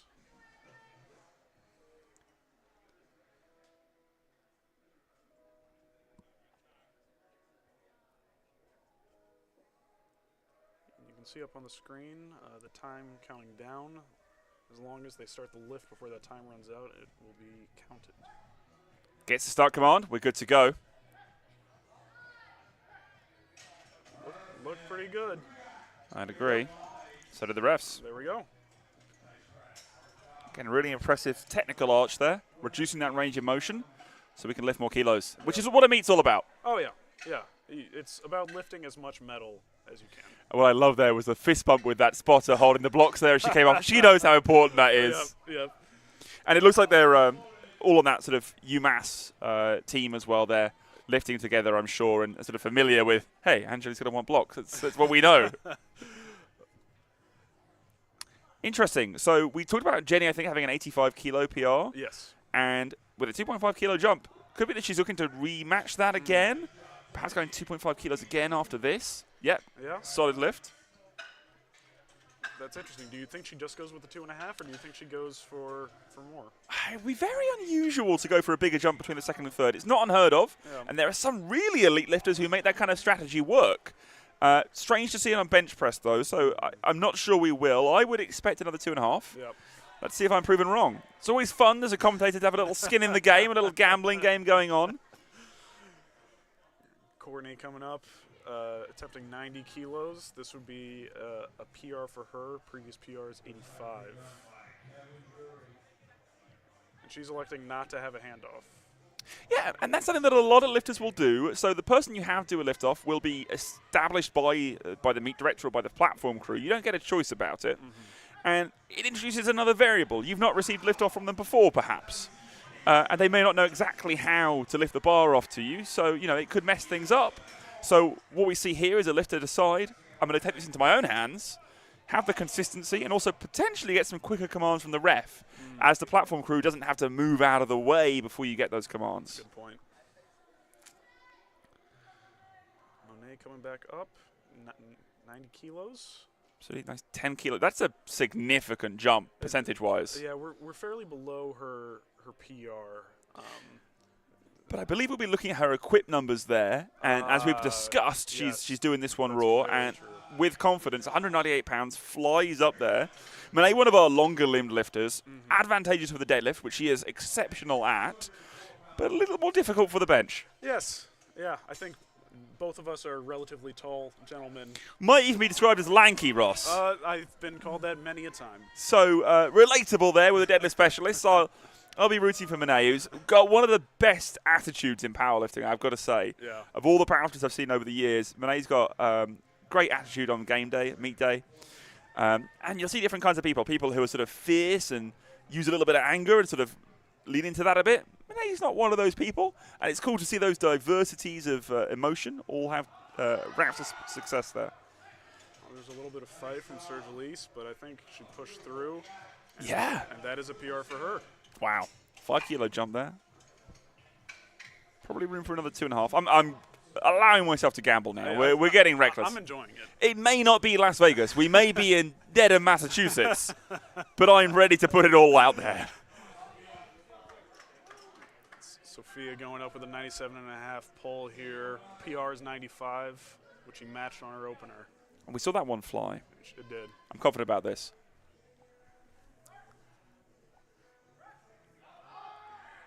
Yep. Sweet. Yep, that flew. Could she hit that 100 kilo milestone for her third? That's just mentally, that's got to feel great, hitting the triple digits. Absolutely. Well, she could go for the 100 kilos. She could go even further and go for 102.5, which would be 225 pounds or 2 pairs of those 45-pound plates we've been talking about from a commercial gym scenario. Right. I'm going to say she goes with 100 kilos, but it's cool to see that many milestones in touch here, in reach. Nadia with her second. She's getting hyped. Going up at 132.5. This would match her PR, which means she could go for a small jump for the third to set a PR, or she could just go huge for no reason. And again, we've talked about, we don't know what lifters are here to achieve today. Yeah. We don't know what Nadia's goals are here, but, I mean, regardless of what she's looking to do, she's building a massive total. Yeah. All these benches so far have looked pretty good. Crisp.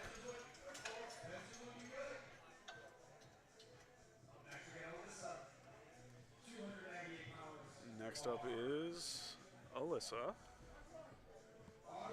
Taking 135, which her PR is 137.5, so if she hits this, she might try to beat the PR on the third. We'll see how that goes. As you said, little return to competition here, maybe shaking off a little bit of rust, but Yep. doesn't look like she could be too rusty if she's 2.5 kilos under the PR in a second attempt. Yeah, we'll see how this goes. And one thing, the shoes of lifters, they have lift on them. Yep. How is that advantageous for the lifters? So for federations like this, what we used to have to do is keep the heel on the floor. I think that may have changed under USAPL rules, but I'm not 100% sure. But it can help you to have a little bit more contact with the ground there if your sort of feet naturally want to arch up. Sometimes people will go with a flat shoe that has a very grippy surface on it as well. These things do vary from lifter to lifter depending on their bench technique. That one looked convincing to me. It looked pretty convincing. She's got to be happy with that.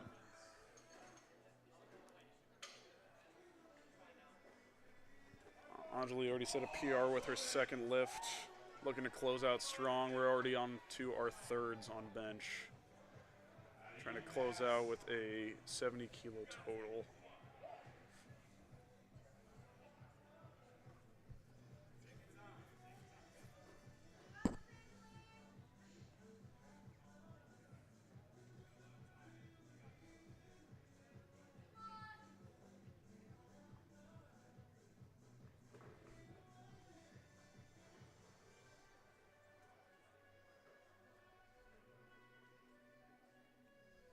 Had the big arch, leveled it out a little bit.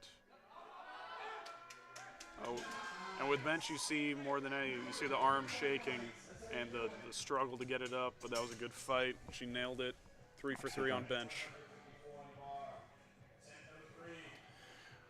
Look, like the butt wanted to come up slightly there, but she did a good job of holding that down and making sure she keeps that point of contact. Feet got to stay down, butt's got to stay down, and she did a good job of that. Catherine back now. 70 kilo, even 5 kilo jumps. Yep. Looking to close this one out strong.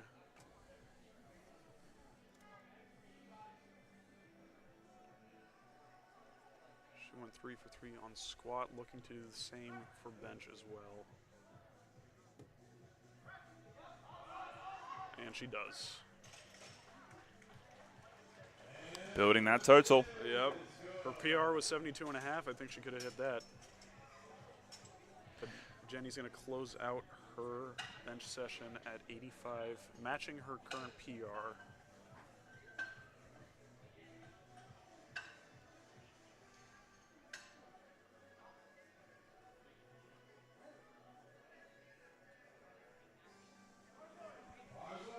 Trying to lip read Eric Cordero.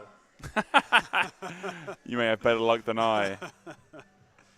Not always expressive, but he can get very excited when his lifters perform well. He's super invested in the team that he runs out of Boston Latin School. Indeed. And again, he's also the one running the meet. Yeah, wearing many hats. Yes. Oh, good fight. Wow, good fight on that. And again, as long as the bar doesn't go up and down, it can struggle. One arm can go down slower than the other, but as long as there's no up-down motion, then the lift will still be good. Yeah, that kind of sort of laddering that people call it, where one side of the bar may go up, then the other, sort of laddering all the way up. Permitted in USA Powerlifting, and feds like sort of the Paralympic Powerlifting federations, you can't get away with that. Has to be a completely even lockout. Used to be the case in most of the federations in the US before, and when that rule changed, we saw bench numbers explode. I bet. Serge Lee's trying to close out with a 5 kilo PR. 95 kilos. No. Not quite, but that means that Serge got every kilo available today, as a second attempt was 2.5 kilos lower, the smallest increment below that unsuccessful attempt. Yep. So every kilo maximized. We love to see it. It's true, and again, good catch by the spotters. Yeah, absolutely. They've been doing a great job today and keeping things moving quickly, as we've been thankful for. Nothing worse than an unpredictably timed meet. Yeah. What you want to be able to do as a lifter is to know how much time you've got to play with, and doing a great job of ensuring that by moving us smoothly through every attempt. Yeah, this is one of the smoothest bench sessions I've seen in quite some time. It's great to witness. Courtney's already smashed her PR of 85 kilos. Going for a big 7.5 kilo jump up to 97.5.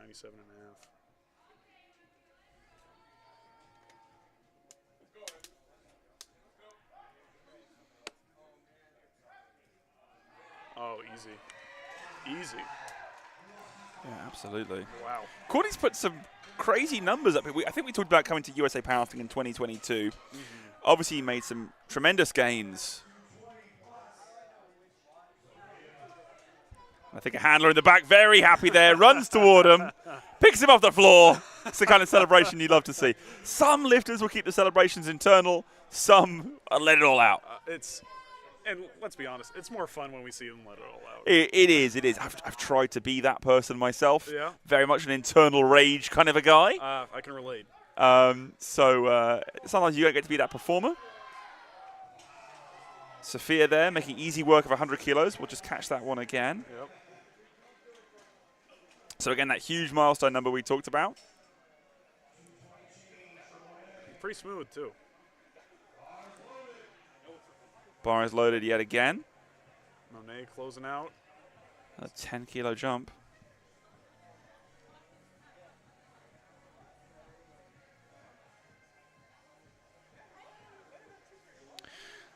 Coached and handled by Paulie Steinman, one of the executive committee, I believe, out of New York. It's a gym there. South Brooklyn Weightlifting Club. Absolutely. Oh. Not quite there today, but a fantastic effort. Yep. I would say that Paulie's gym is one of the most famous to me, at least if you're a Disney Plus fan, where I believe the second season of The Punisher, part of that was filmed in his gym. Oh, really? And you see Frank Castle, one of the characters, bashing some villains over the head with some Leica plates. Good product placement. When I saw that on Disney Plus, I think it might have been Netflix at the time when that first got released, actually. I had to find out what gym that was. It didn't take me long to realize it was Paulie's gym. I wonder if that was the same gym in Daredevil, too. Don't believe so. Oh, I'm going to have to find out now. Yeah. Let's see, Nadia closing out at 140 kilos, which is a 7.5 kilo PR for her. What a fight. Oh, good fight, good fight. 308 pounds here. Yes. Oh, that is a huge PR. And that is a state record. Awesome. I would say well chosen. There wasn't a half kilo more there, let alone 2.5. Yep, yeah. that was it right there. Well, what did we say Alyssa's PR was? It was 137.5. So break from competition and looks to break the bench PR by 5 kilos. Yep, closing out the first flight of bench at 142.5 kilos. Which I want to say is around that 315 mark, which again, huge gym number for those who live from the 45s. Yeah.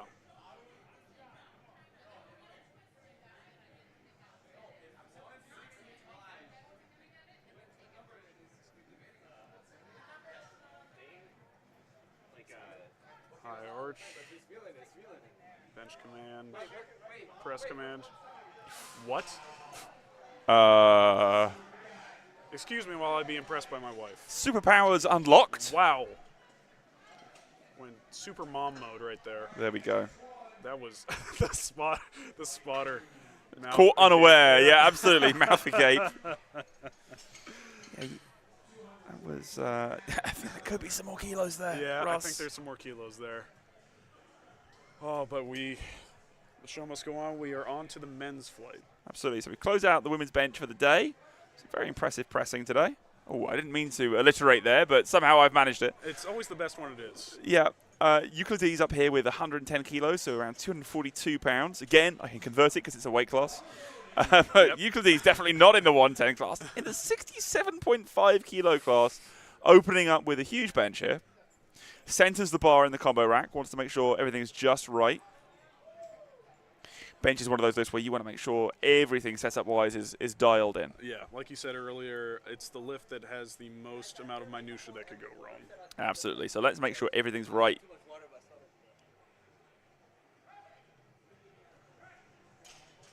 In terms of arch with the men versus the women, will you see a difference there? in general. So typically it tends to be less of a thing related to gender and more of a thing relating to size. A little bit of butt pop there, which one of the refs called, but looked like it wasn't convincing enough that the side thought that was an issue. But yeah, typically the larger the lifter, the less mobile they'll be and the harder they'll find its arch. We obviously see huge exceptions here. Right. But that thoracic mobility will vary a lot. Cardin up here, 112.5. Yep. Again, for those just joining us, he actually has gone up a weight class. So his previous PR was 110. And again, yeah, opening with a PR. Yeah. Not something you typically see.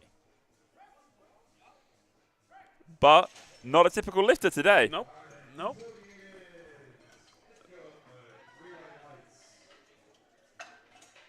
Buddy filming from the coaching box there. I'm sure that's going to land on Instagram very soon. Oh, yeah, believe me. All the meets, I'm the cameraman. There you go. At least you know your role. I have to get a good angle or else I get in trouble. So, Well, hopefully the live stream will get a lot of good angles for people today. yep, I got a get out of jail free card this time. Kevin coming in, opening at 135. PR is 145. Good chance of smashing that today. Absolutely. So just shy of that sort of 200-ish, 300-ish level. I think this is 292. It's a long range of motion, a long way up there for Kevin. Yep. Smashes it. Yeah. That is an opener, for sure. I think 145 is in danger. And there's an example of the difference in shoes. A lot less of a lift Yeah. compared to some other shoes that we've seen. But some very grippy shoes. Make use of some traction on that carpet. Make sure your feet aren't slipping around. Absolutely. Rob coming up, opening at 140. Flying through this bench press loading. Yeah, this is unbelievable. Spotting crew is on it. This is 308 pounds. Just casual. Yep. Just almost didn't even need to be there to lift the weight, to be honest. Yeah, with you. no issues. Yep, there we go. Again, I think that PR of 150 is in danger for Rob as well. Hey, I'd love to see a lot of PRs broken today. Oh, Let's set some new ones, right? absolutely. It's the best part of the day. Seeing PRs, seeing hype. So we talked about Brian competing 2 weekends ago. This is, yeah, I feel sore thinking about this. I mean, most lifters take months between to prepare for a meet. Yeah, I mean, a typical training cycle between meets might be a minimum 8 weeks, but maybe 12, 16, something of that order. So to come back, it's not a sport where you're coming every week and having a new game or a new match, like a lot of traditional sports, a lot of team sports. You've got to recover between these heavy meet days. James coming up.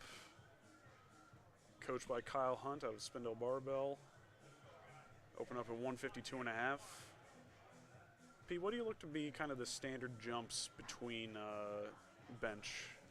Yeah, so if you're benching in this range, you might be looking sort of 7.5 kilos, perhaps 7.5, 7.5 kilos. The heavier the weight, again, we've talked about it being a percentages game, right? The heavier the weight, the bigger the nominal jumps you're going to see.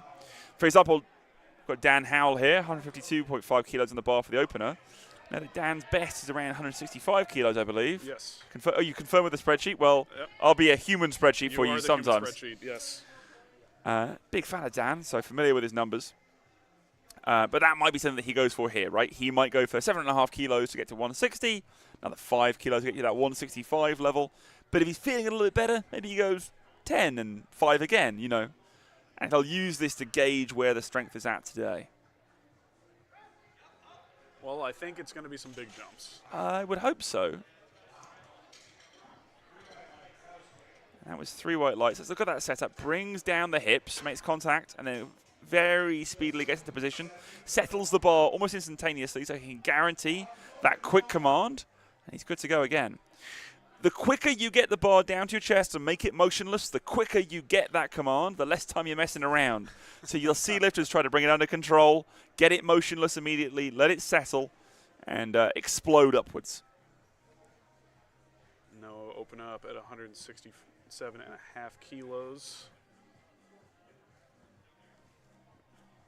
We'll see how quickly this one kilos. Went 3 for 3 on squat and starts off strong on bench. Let's see another 3 for 3 lift for Noah here. And yeah, bigger guy, but a very impressive arch there. I wonder how much he's going to have to work on the mobility to achieve that. For some people, it comes naturally. Some, it takes a little bit more work. Patrick coming up again. Explaining the kind of lift-off that he wants to receive. Now, this wasn't for the competition collars, and we were just lifting 170 kilos regularly. This would be 3 of those red Alico plates. So a big PR if you're familiar with the comp plates, and considering he seems to lift with sort of one of the university teams, I'm sure he's lifting with those calibrated kilos fairly regularly.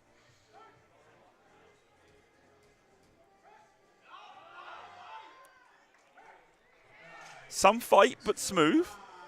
Some fight. He's also opening up only 2.5 kilos below his PR as well. Of course he is. Yeah, no, I would expect nothing else at this stage. They opened, what, 15 kilos above his squat PR, something like that? Yeah. Some obnoxious amount. And little surprise, little hop off the platform there. We're happy with today so far. So Victor, I believe, went 1 for 3 on squat. Took a gamble with a big increase. Be interested to see if he takes the same kind of mentality into bench. He's opening up at 190. PR is 197.5. So this opener then around 420 pounds. No joke. He's in the 140 kilo class, so he himself weighs 308 pounds or less.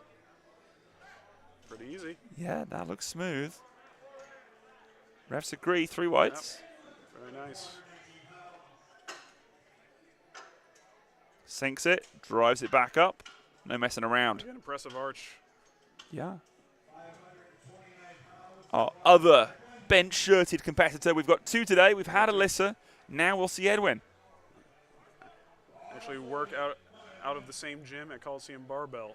Oh, fantastic. Is there a good equipped crew there? Good Yeah. community? Yeah, there is. There is. Awesome. You need one if you're going to lift equipped. Yep. You're going to need a team, you need a family. So it's one of those things that you'll tend to see that where there's one equipped lifter, you'll find several. It's kind of a clue you'll find others. Yep. Misery loves company, you know. I wasn't going to go there. And I already felt I sounded a bit too much like an exterminator. You see one of them, you'll find many. That's absolutely not what we want to see. Equipped is alive and well in USA powerlifting, and these kind of communities keep it going. And Edwin actually opening up at his PR. And Maybe again, it's a new shirt. Maybe it's tight. yeah, with equipped, you see the bar go down slower and generally faster on the way up. What's fascinating to me there, there's been a rule change in USA powerlifting recently to allow your head off the bench, and that was a rule that was brought in related to equipped benching. So preventing lifters from raising their head on their bench prevented some cuts of shirts for equipped lifting and single ply. It actually sort of controlled the lifts and the loads that were being hoisted. So now that we've allowed the head off the bench again, loads are starting to shift on the equipped side yet again. We're seeing some PRs broken. Interesting. We saw Edward take advantage of that there. Yeah. It's cool to see that. I haven't seen it too many times in person yet, but I knew it was coming. There's some fascinating articles. If anyone's interested, I always recommend reading the writings of Jan and Terry Todd, the late Terry Todd, out of the Stark Center in Austin. Fascinating articles on the history of strength sports and the evolution of equipment. And that rule allowing the head to come up from the bench, one of the big changes that happened, and we've reversed that recently.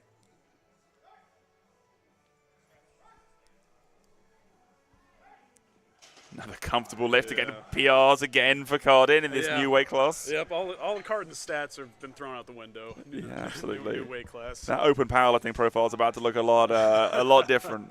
As soon as these meet results go in, I wonder if he's going to be posting that one up. Oh, I would be sure. Euclides back here now. 120 kilos, 264 pounds. Nice clean 10-kilo jump.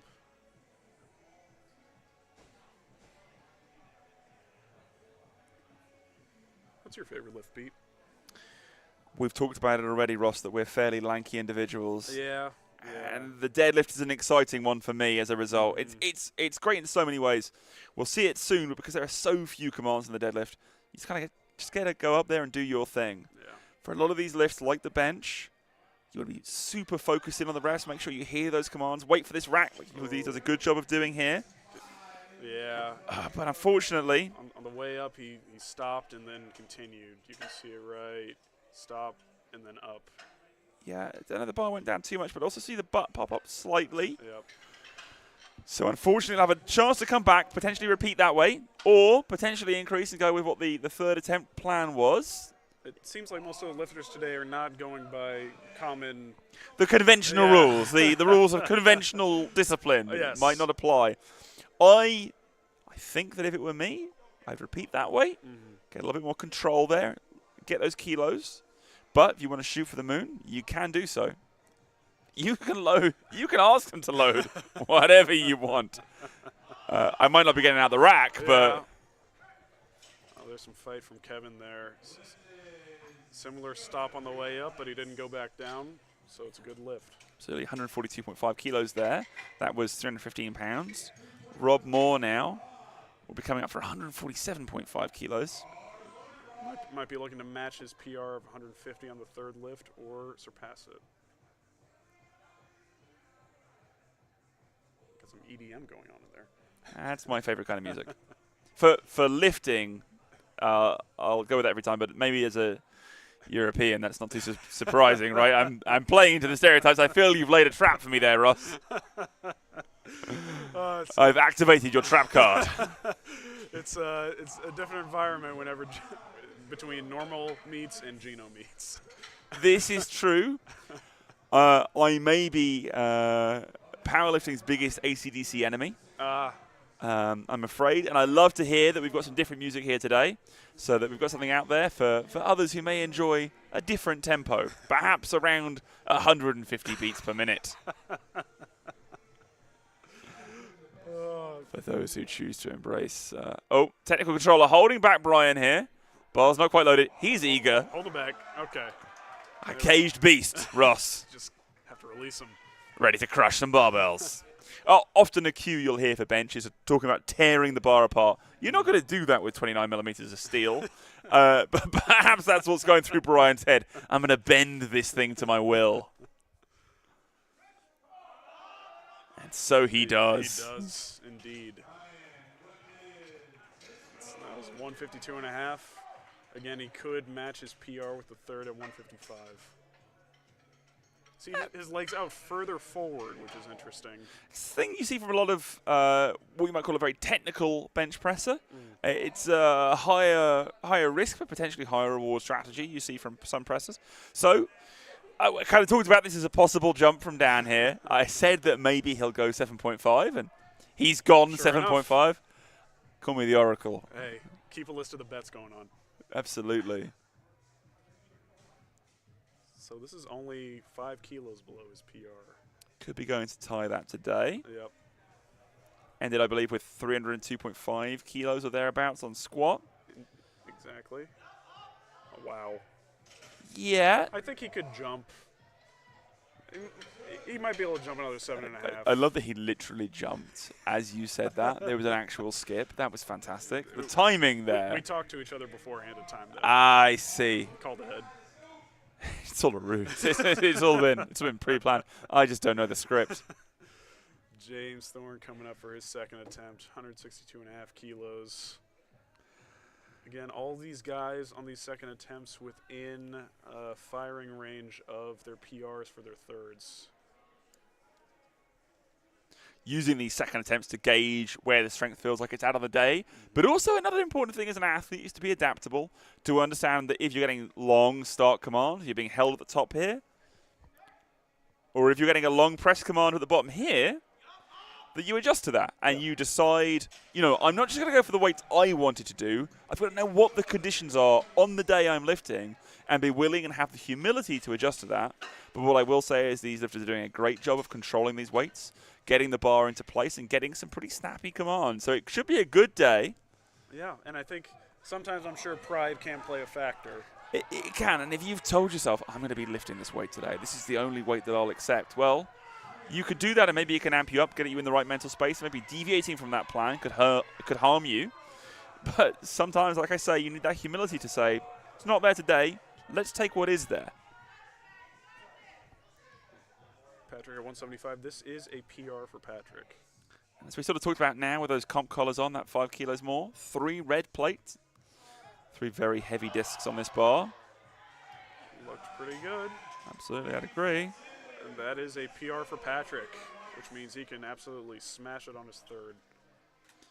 As we talked about in Patrick's notes that he sort of submitted to us, he wants to hit that 300 kilo deadlift today. That's the aim. That's the goal. Everything else, icing on the cake, I think is the expression we've been using today. Indeed. And again, for those viewers who aren't familiar with powerlifting, they might see coaches be hitting their athletes on the back and a lot of chalk coming up off of it. Am I seeing a Union flag on Noah's sleeve here? Do my eyes deceive me? On that right sleeve? Oh, yeah. Yep. Well, Is he a countryman? Potentially. Brit supporting Brit, though. I want Noah to destroy this, and he does. And that matched his PR as well. Fantastic. Noah might be a better bencher than me, but I'll let him fly the flag. He's even got the matching shoes, too, the red, white, and blue down there. Goodness me. That's the kind of theme you want to see in a fit. You'll love to see coordination. And, look good, feel good, lift good. Have you made a company with that? I feel like that would be pretty good. I'm afraid I may have stolen that one. I'm not quite too original, but, Victor, this will match Victor's PR if he does hit this at 197.5.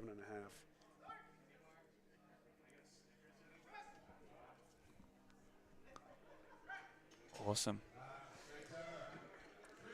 And I think one thing that's important for viewers to know, especially if they aren't familiar with the sport, is they might just offhandedly think, oh, Victor will obviously win because he's lifting the most amount of weight. Absolutely. But it's based off of weight classes and percentages more than anything. Right, so in this case, we'll be using a coefficient formula called DOTS. It was come up with by a guy called Tim Konertz, who runs a German federation. And the DOTS formula, or Dynamic Objective Team Scoring, Nailed it. there you go, is designed to compare lifters of different body weights and different sort of totals so that we can decide pound for pound who's the strongest man or the strongest woman today. Now, the DOTS formula is not designed to compare across men and women, only within them. So we'll have separate champions on that basis. But yeah, it can be the case that one of the lighter lifters, but with a crazy relative amount of strength, could come out on top today. And that's something the coaches will be tracking. What's the coefficient points at, so we can see who the overall winner is going to be. But also, it's a state championships. People want to win their weight class and be crowned state champion. Edward's taking a huge jump here. Oh, you see the laddering right there? As we talked about, a zigzag of arms on the way up. Often see it with equipped. Masterful. That's good. Every time someone gets up from the bench, swings their legs, and flings themselves up, half of me always thinks they're going to slam their face onto the bar. I wonder how many times that's happened. It's happened a few. That lift was so long that our replay interval didn't catch it. That's a test. That's the kind of PR that I'm impressed by. If you pull that off, it's impressive. So back to the top of the order now for our final bench press attempts of the day. Final benches. And I would like to say once again that this has been an incredibly smooth bench session. Shout outs to the spotting and loading team from UMass. Yeah, absolutely. First, I believe. Yeah, absolutely. And this platform crew's done a great job. So fist bumps there. So appreciation from Cardin and from us. Yep. He got the message. He did. Hopefully he can finish out strong. Again, stats we have for Cardin are a little irrelevant because he's changed weight classes, but hopefully he can finish 3 for 3 right here. Oh, good fight. Look at this grind. Yep. Yep. Yep. That was good. Yep. There's a celebration as well. Flex on him. Beautiful. Yeah, you see that grind on bench sometimes, and again, it's interesting with each lift. There's a set point where a lot of people get to and then freeze. Absolutely, their sticking point. Yep. And you'll use data from a competition like this where you are maxing out under safe and controlled conditions to say, hey, where is it that I'm perhaps weakest? And it could be that where you stick isn't the point you're weakest at, but the point just before that, where you want to get stronger so the deceleration doesn't kick in. So there'll be things to learn from this. Where am I weak and what do I need to strengthen? Euclides there, came back after that, failed lift, smashes a lift 2.5 kilos heavier. Yep. That's some impressive mental fortitude there. But it has been the theme today, as you've noted. It has been. People just, if you miss a lift, why not go up? It's Yeah. not typical. It's not what's typically recommended, but some people are making it work. Well, with a lot of the misses we are seeing, it has been more technique than sheer weight. Absolutely. The issue. So Kevin at 145, which would be matching his PR on bench. Awesome.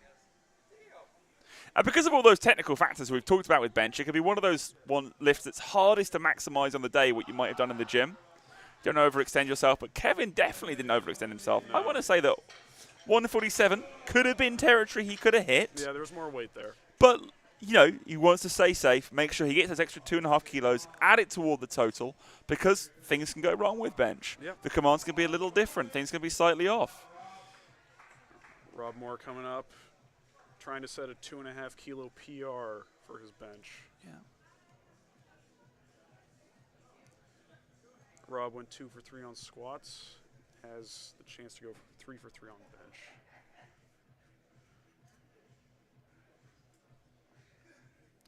And then after bench, we have deadlifts to round out the session tonight.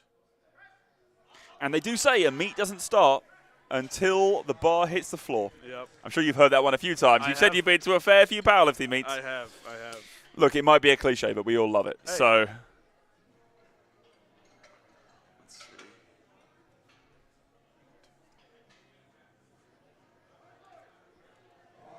Got Brian coming up again.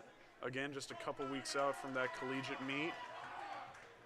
And he has the chance to go for 3 for 3 and set a 2.5 kilo PR on bench. I wonder if he set his current PR 2 weeks ago. yeah, almost wondering if his data from 2 weeks ago will already be in the database, to be honest. That mean not. Ooh. Oh, good catch by the spotters. Little too much today, but, solid weights lifted. Yeah. But it's one of those things for Brian that, his lifts from his last meet may not have already been through the USA lifting database. That's true. That's true. And the fact that was only 2.5 kilos heavier and there wasn't much of a chance there, I think is showing a little fatigue from that last meet. Potentially, yeah. But, if you've got a goal, sometimes you swing for the fences. Yeah. A lot of people talk about listening to their body, and maybe he's fatigued. James trying to finish off, matching his PR, 167.5. James forecast to be our state champion in the 82.5 kilo raw open division, men's side.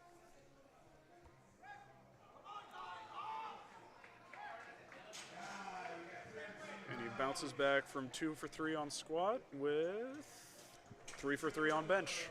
Nicely done. Ooh. We talked about being in PR territory on these thirds, didn't we? 7.5, yep. 5 was the safe to match the PR. 7.5 is the PR.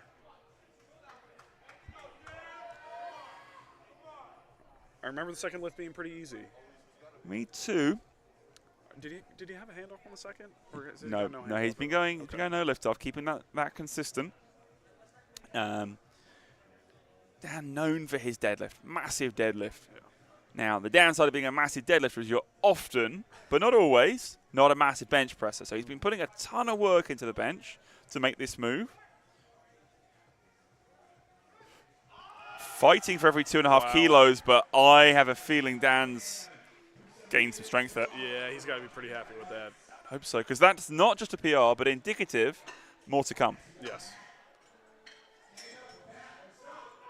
Patrick, he already set a PR in his second lift. His previous PR was 10 kilos ago. So we've gone up 5 kilos, then 7.5. Unconventional, but I think I can see why. 182.5 kilos. That's that 400-pound mark.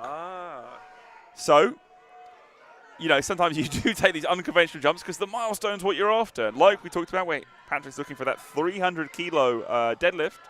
He's mix and matching here, going for a 400-pound bench. Hearing tons of chants and cheers for Patrick out there in the crowd. Crowd going wild as he fights through this. Fight. Stuck for an eternity. He's stuck. Oh, Not today. it was a good effort. It was a very good effort. Loads of heart. That sticking point, man. Yeah, absolutely. So now Noah's going to come out for the same weight. Here we go. Potential potential countryman. We're not sure. We may establish this during the break. Let's find out. That wasn't on my list of fun facts, unfortunately. And he's going for a 7.5 kilo PR right now at 182.5.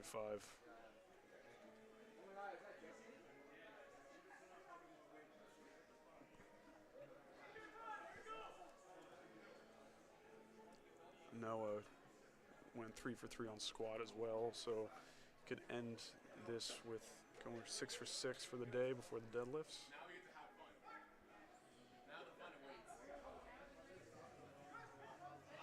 Oh. Good try there by Noah. Unfortunate, but I can confirm Ah. first meets were in Scottish powerlifting. Oh. So United Kingdom, absolutely. Yep. So there you go. We've cleared up that mystery, and I will be supporting Noah through deadlifts. Look at that. Maybe grab some drinks afterward. There you go. Wait, was that a stereotype about Brits? Absolutely not. Oh, of course not. No. We're in Mass. We're outside of Boston. We're all drinkers here. I see. Victor closing out at 205. Previous PR he matched on his second lift. This is 450-pound range, I believe. Oof, no, shakes the head. Take this from me. Let's save that energy, get the spotters to take the bar, and let's move on. I'm sure the spotters appreciate that as well. Absolutely. Good communication there. So Edwin went up 15 kilos from first to second, now going for 5. We saw that laddering on the last attempt. Yep. Handled it well. It's going to be some severe laddering here. Look, I'm going to say that if this goes up, and I do hope that it does, we'll be behind Edwin here. I'm sure the whole crowd will be too. 100%. This is going to be our final bench of the day. If it goes up, I'm going to say it's going to be a grind. It's going to be a long one. Mm-hmm. And just for the audience, his PR was 240, which was his opener. I think he's worked out a few things about a bench shirt. I think he's worked out a way to play with this thing and bend it to his will, like we've been talking about before with that bar. Let's see him annihilate this. Yeah. 20 kilo PR.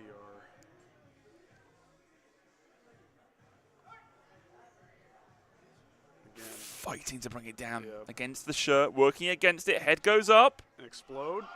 No. Not today. Not today. But a great effort. It takes a lot of guts and a lot of mental fortitude to get under a weight like that. Thanks to spotters and loaders. So a great bench session there, Ross. Yep, absolutely. We'll be back as they clear the platform. We get ready for deadlift. We'll see you in around 10 minutes. See you then. See you soon.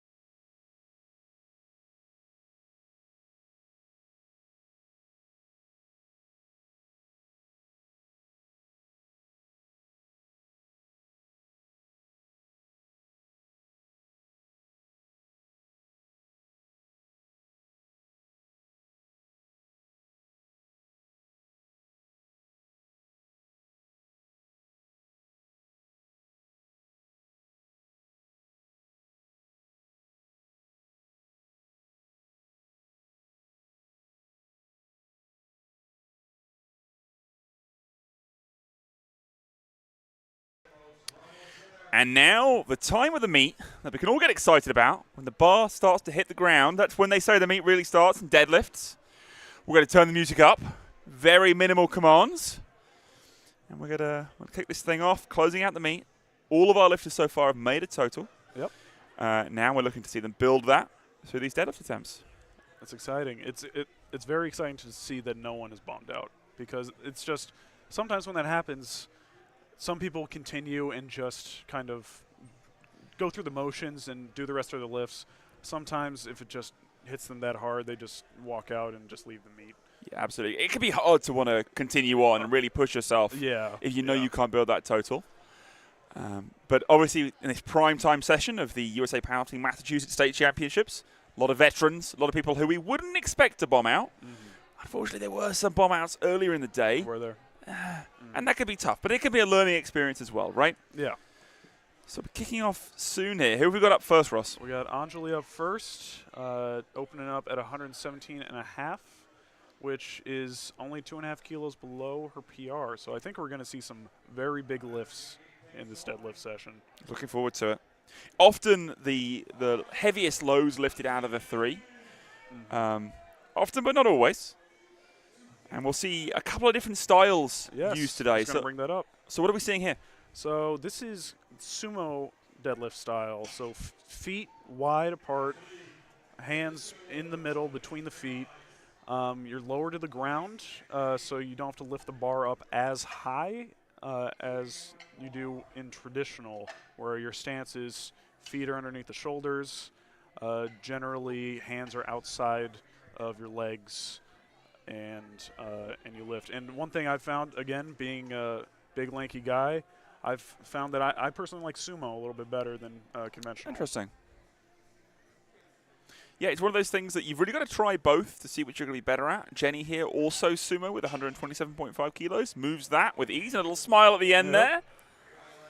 Get to the end of the meet, and I think you let those emotions fly. Yep. Do you see on deadlift, do you see the difference in stance have any correlation to the size of the lifter? 100%, yeah, absolutely. The bigger you get, the less likely it is that you pull sumo. The more likely you pull conventional is a pretty typical thing.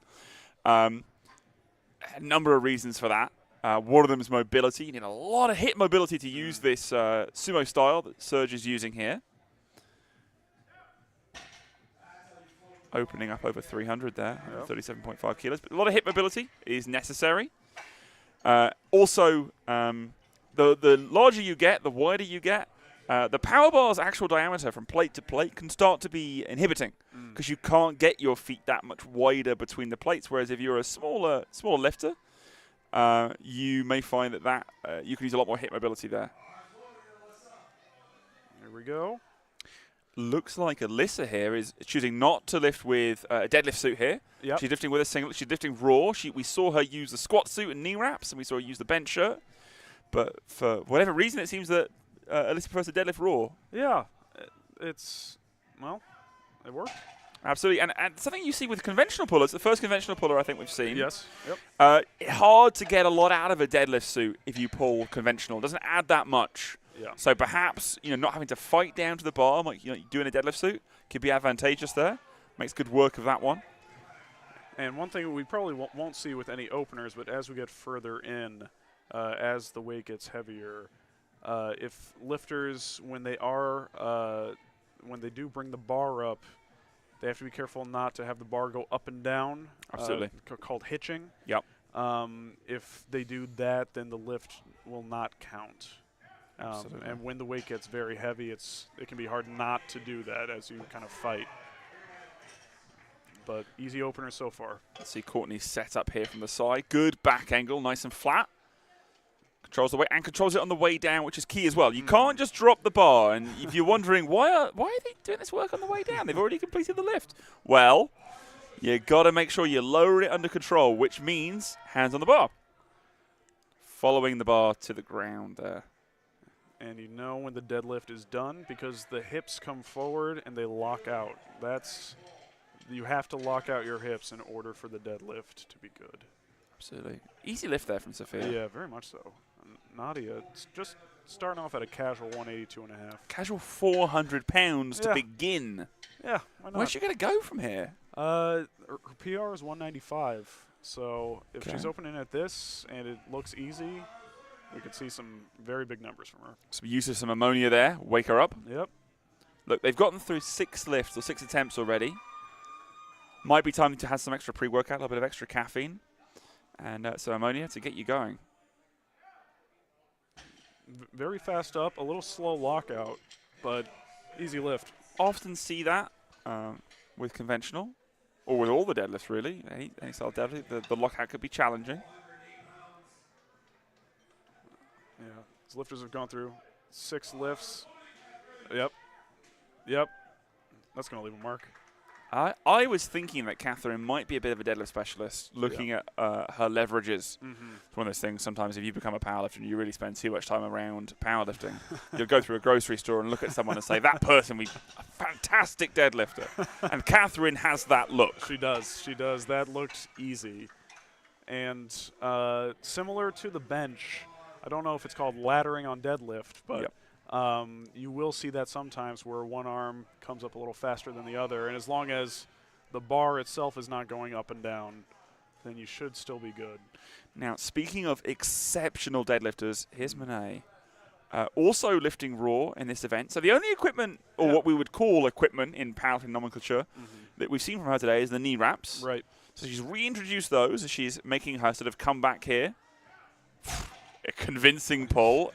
She's capable of plenty more. Yeah, she is, out of both flights, she is our longest USAPL tenured member since 2012. Wow. More than a decade in the federation, the Yeah. organisation. Already on to seconds. Deadlift can move fast. Yep, and Anjali's PR is 120, so this would best it by quite a bit.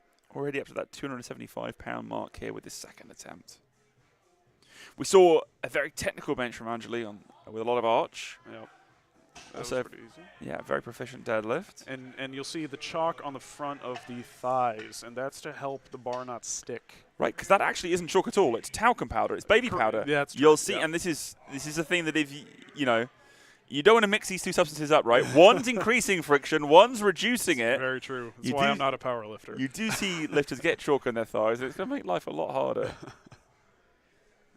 Jenny going at 137.5. This matches her PR. Good fight. Eric watching from the side there, deliberating on what they're going to do for the third attempt.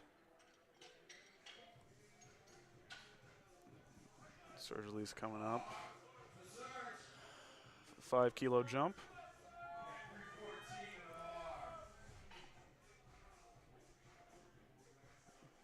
You can see with the deadlifts, the lifters are really kind of digging their feet in and really just getting their stance exactly where they want it.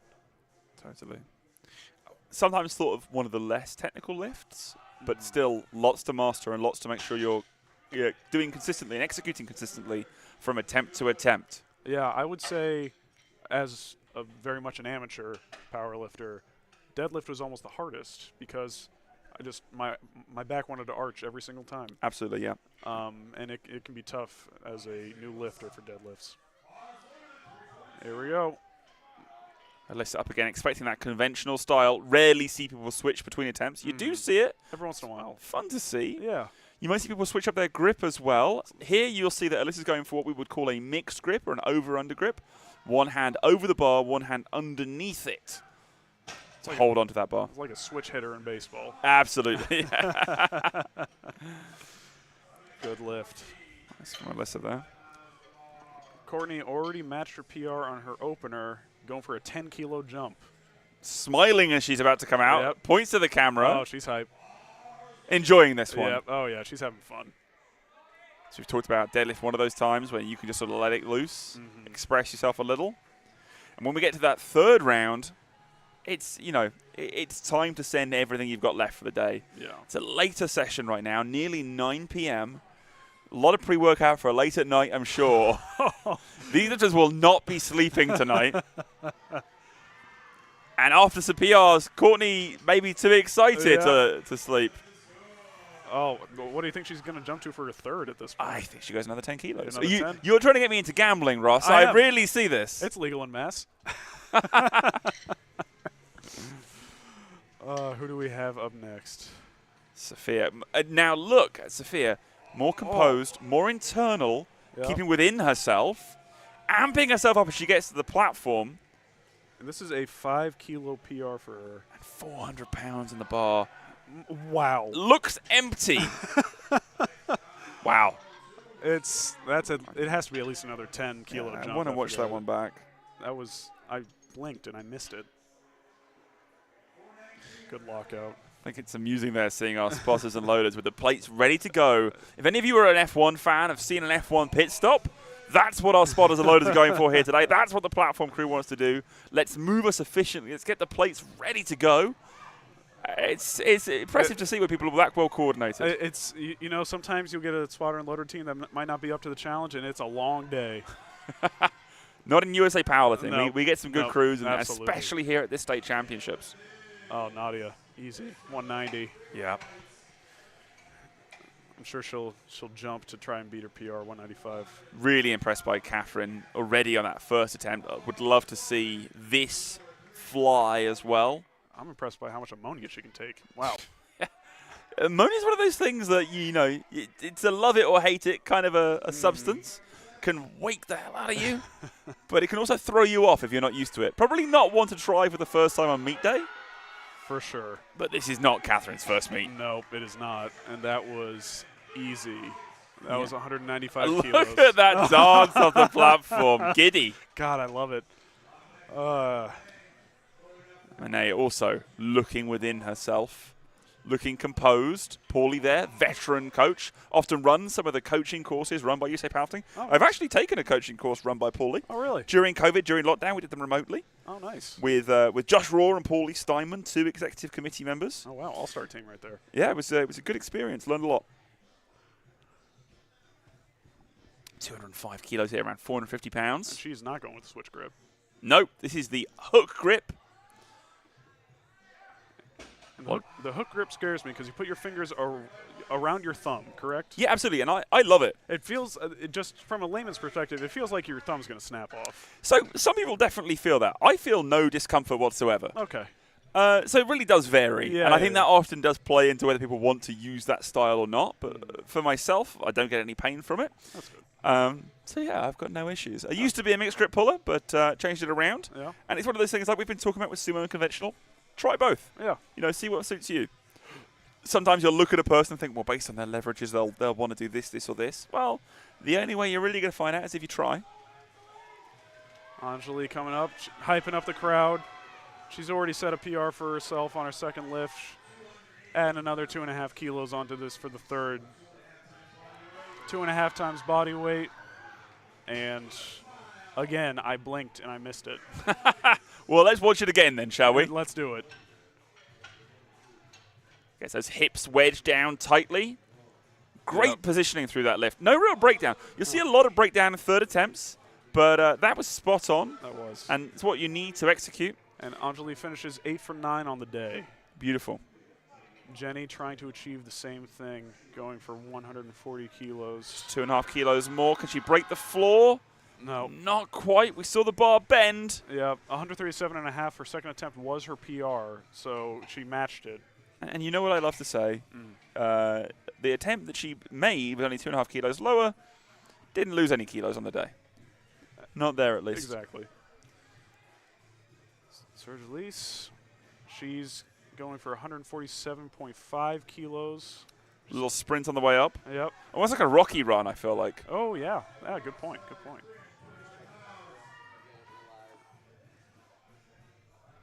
If she gets this, she ends the day going 6 for 9. Let's see it. 7 for 9, excuse me.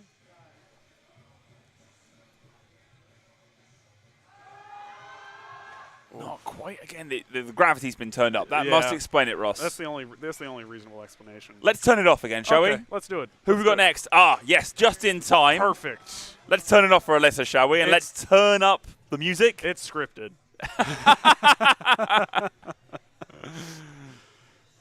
Going for 165 kilos. Looking for a bit of aggression. Yep. Coach Kevin Can from Precision Powerlifting Systems. Providing that aggression. Yes.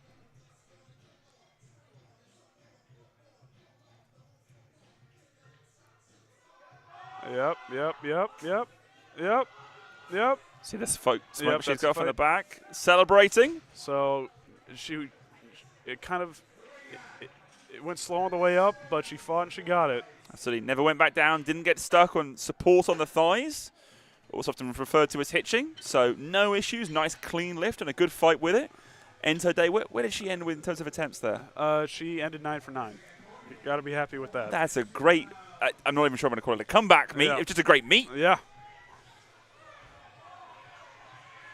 Courtney coming up. She matched her PR with her opener, and now she's going for a 22.5 kilo PR. And just securing, she's already got it, but securing that 75 kilo Raw Open Championship, Massachusetts State Champ. Oh, good attempt. Happy about it anyway. Nice to see the smile. Yeah, absolutely. I mean, obviously looking for a milestone there. Wasn't quite there, but still a fantastic day. Sophia. Over 3 times body weight for Sophia. That's what we were talking about with the dots. Absolutely, yep. So that's where Sophia will be rewarded. One of the lighter lifters, but with a massive total. I expected that to fly, but that's kind of what we talked about. Some lifters, it's really, really fast until it's not. Yep. But really gutsy pull and crazy deadlifts out of Sophia. Nadia coming up, 197.5. This would be a 2.5 kilo PR.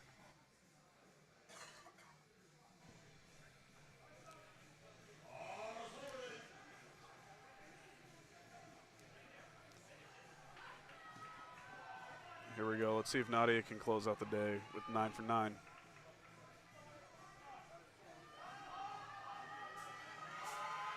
Oh, lock it out. Oh. Slightly forward slightly there. Forward. I don't think. Yeah. No, not quite enough to sell it to the refs there. So close.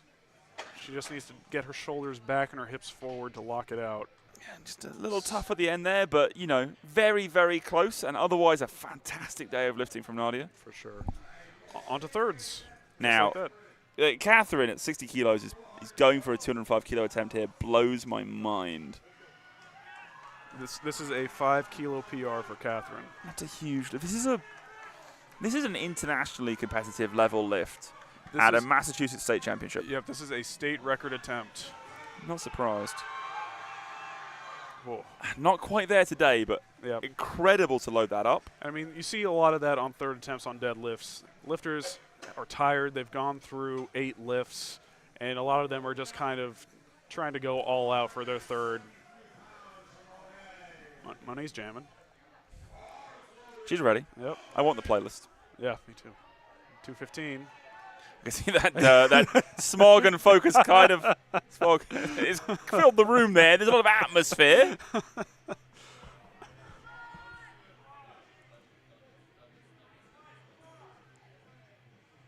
I love the Air Force Ones. I hadn't noticed those. They're clean. It's a fantastic fit put together today. Oh. Gutsy to finish it out. Let's see what the referees say. I couldn't tell if it was just a stop or a hit. Yeah. Unfortunately, yeah. I think it wasn't necessarily a hitch, but up and down motion for sure. Yeah. And one thing lifters can do if they disagree with the judge's decision, they can appeal the decision, which will go to an independent jury that doesn't have the judges who actually judge the lift. And they'll take another look at it. And sometimes they're overturned, sometimes they're not. Yeah, they can do that. And sometimes they'll say, yeah, I agree with you. And sometimes they'll say, go away. Yep. Fix your lift. As is the right of the jury. Indeed. Already on to the men. Euclides here now with 205 kilos on the bar. Frog stance sumo there. Knees coming wide of the feet. Don't see that too often. I have never seen that. Interesting. But again, it's been popularized by a few lifters in the past. But it's rare for sure. And it's, again, one of those things that you play around with different widths on sumo, find what fits you best. And sometimes that's what you end up with. Yeah. Up next. Oh, we got a little confusion. Got Cardin ready to go, but Rob's name coming up. He shrugging there. Yeah. Not quite sure where Rob Moore's at. Or my Cardin is ready to go. Maybe Cardin's taking the same weight, but perhaps afterwards on a lot number basis. We have lot numbers assigned to each of the lifters, which will determine who goes first in the case of the same lift being selected. So we'll see if Rob comes out for this one. There's about 20 seconds left on the timer before he times out of this attempt. And it looks like that is what's going to happen. Yeah, absolutely. Sometimes you can also see this with injuries as well. If a lifter gets injured on a bench, they might just time out for their deadlifts as well. And there are reasons to time out that we've talked about here where you might do as a courtesy to other lifters in a quick-moving flight. Deadlifts do move very quickly, and sometimes people want the rest. It's one of those lifts that it's pretty taxing. To have that extra minute can make or break you. Looks like that bar's been reset there. Yep. So. Oh, yeah, very similar weight, but not the same weight for Cardin. They've left it. They put the extra 2.5 kilo on there. He's hyped. I love the pump up rituals for deadlifts. I find them fascinating. It's getting a little quiet here. We'll hear the crowd pick up to support Cardin through this lift. And again, he changed weight classes, but it was his PR. And nothing was there. It was just the bar. So typically, deadlift is the lift that you see the least improvement from with a gain in weight. Often it can be disadvantageous depending on your leverages and how you put together and where you store that weight. But Cardin already opening up at the PR. I think it's safe to say that extra muscle mass or extra food in general, is helping him. We got Kevin opening up at 232.5.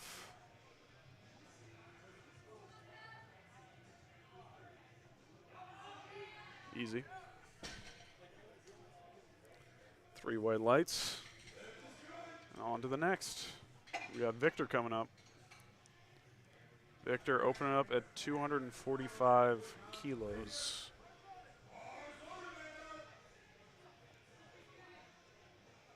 And this is where we'll see what you were talking about earlier, Pete. The bigger lifters, conventional. Yeah, Yeah. absolutely. Yeah. Hard to get the mobility and get down to the bar. Yep. The larger you get. Easy. But mass moves mass, as they say, That's true. And Victor's moving some mass. Here we go. Noah up next, opening at 245.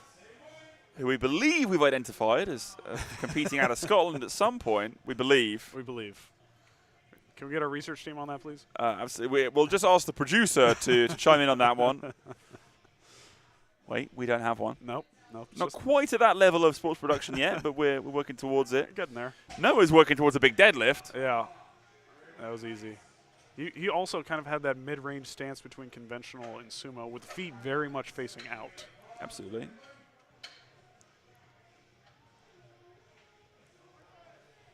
There we go with Edwin. Opening at 260. Yeah, I would characterize Noah as a semi-sumo lifter. Even more terminology for you there. Yeah. Edwin is wearing a deadlift suit, so he's going to fight to get into position here. He's going to lower himself down, fight against this suit that will then help him on the way up. And the knees out. But then they come in. Whoop. No. Was that because he kind of stumbled when he came down? Or Don't believe so. I think he may not have quite sold the lockout there. But I'm guessing, not the referees, thank goodness.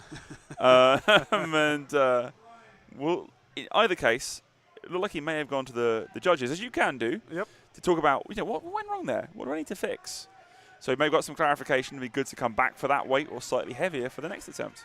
Here we go with Brian. Again, let's see. Again, he competed at the Raw Collegiate Cup 2 weeks ago. Will fatigue play a role in deadlifts? God. I'm tired, and I haven't lifted anything except my son today. And that was easy. Opening up at 265. I was hoping you meant about lifting your son, but I think you're referring to the deadlift. No, son's getting heavy. So, Patrick, we've talked about it. He came here today to break 300 kilos off the ground and lock it out. That's the goal. Patrick is here to pull 300 kilos, 660 pounds. He starts that journey here with a 270 kilo opening attempt. What are the kind of jumps you see on deadlift between attempts? Big. Yeah. If to match his PR for a second attempt, he would need to jump 15 kilos. I see that happening here. Yeah. 15 kilo jump in this range, not crazy at all. Mm-hmm. James coming up, 272.5. Why not start with 600 pounds, right? Sure. Why not start off? I mean, it's pretty simple. Will the lift be simple and clean?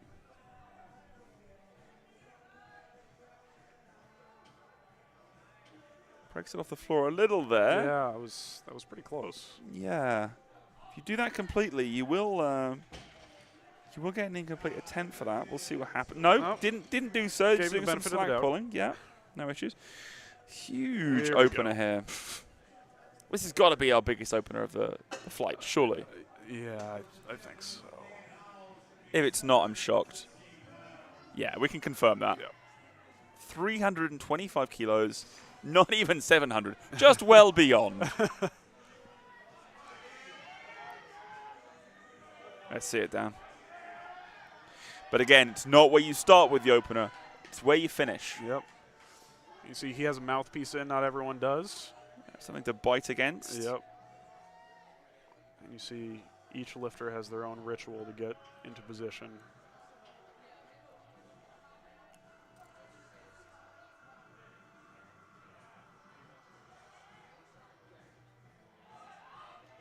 Oh boy. Wow. Okay. Oh, yeah. Okay. So his PR is 360. Do you see him getting there? I'd love to see it happen. Yeah. It's hard to call when numbers are this big. Yeah. I almost feel like it gets less predictable. I predict something big. Let's go with that. Fair enough. And that's what I want to see. I want to see big weights. Big 15-kilo jump here for Euclides. Yeah. His PR is 230, which could easily see him getting to. Yeah, absolutely. Current placement second. But this would pull him into This first would put him in first. in that 67.5 kilo division. It's cool to see a little battle here, a little back and forth. We'll keep track of that for you. But you can see at the bottom right-hand corner there as well. Right. Yep. Looking good. Into first for Euclides. Yep. You also see, especially when there is a battle going on between a couple of lifters, you see a lot of mind games where one might put in a weight and that will affect the other competitor, and they'll be going back and forth trying to change weights. It's fun. Yeah, and absolutely on that third deadlift, it's a unique lift for us in full powerlifting. Full power being all three lifts being competed in, the squat, bench, and the deadlift, where you get up to 2 change attempts for your third deadlift. And you can really play some chess with that. Not every lifter gets to experience that. It really is fun to be in a close competition where you do get to enjoy that process. And some people, they'll be all over it. They'll see the scores. As a lifter, they'll watch the scores. They'll know what they need. Some people will say, I don't want to see the numbers at all. I don't want to know. You as a handler determine that for me, and I'll just execute. Mm-hmm. So you get different approaches to that, and all can be successful. Looks like Rob Moore is unlikely to come out for this lift as well, so it looks like he's timing out. He's got about 25 seconds left now to begin the lift. Yeah, it looks like Rob might be done for the day. Yeah, I mean, you got to wonder why. We're hoping he's safe. Yep. And if he's unfortunately picked anything up in terms of some sort of tweak or such, then we hope he has a speedy recovery. Yeah, absolutely. Unfortunately, sometimes, these little aches and pains can be part of the game. As long as it's not serious, something easy to move through, and injuries rarely are too serious. Mm-hmm. So that will bring Carden back up. What's Carden looking for here then? 245. Significant jump, but not outrageous. This would, if he hits this, it would put him into first. See Carden's buddy filming for him here. Yep. We're going to get that recap. Yeah. Blazing fast. Pacing around the back of the platform. He's a performer. He likes to get the crowd involved.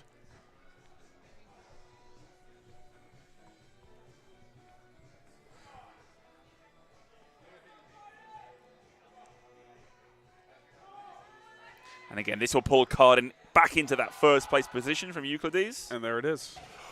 Oh! And the doors Wow. have opened up. We had Cardin forecasting first. He was there. He was just at the last one. That right hand's gone. Now, questions open up here. Has the hand torn? Has the Yes. callus torn? Is he good to come back? You see that dismay there in the background for Cardin. They're going to discuss what the game plan's going to be. Does he have enough? Wow. Does he have athletic tape? Can he jam that thing full of chalk? Is it going to hurt? Possibly. I've lifted with a torn callus before with your hands opened up. It can sting, but you can work through it. You can, for one more pull, you can put it together. Kevin up now. 15-kilo jump. 247.5. It's 5 kilos under his PR.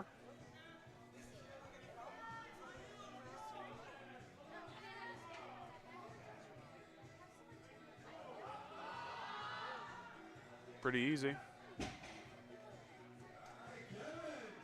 Good lift. Nicely 3 done. white lights. Good execution there. Noah coming in for his second attempt, 262.5.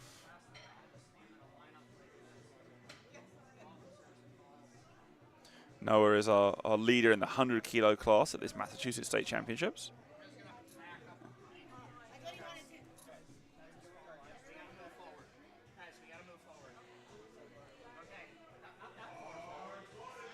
Bars loaded for Noah. Noah's handler takes his headphones away. You can listen to him to get amped up, but you can't listen to headphones on the platform. Yep. It would add 5 kilos for me, I can promise you that. But the music today has been on point. It has. It truly has. As has the energy from the crowd. Clean. Looked pretty easy. Yep. Yeah, Good nicely lift. done.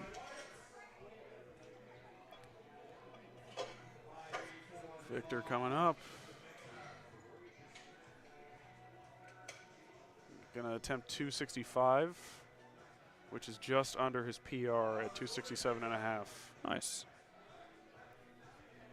So we saw a conventional stance. I'm sure that we'll see that again. That was an easy gamble, wasn't it? That was. Yeah, that was probably the easiest one tonight. I needed a win. Yeah, that's all right. fair. That's fair. And Victor has a win there. I think he can go does. past that PR. I think add another 5 on that Yeah, at the minimum. Okay. okay.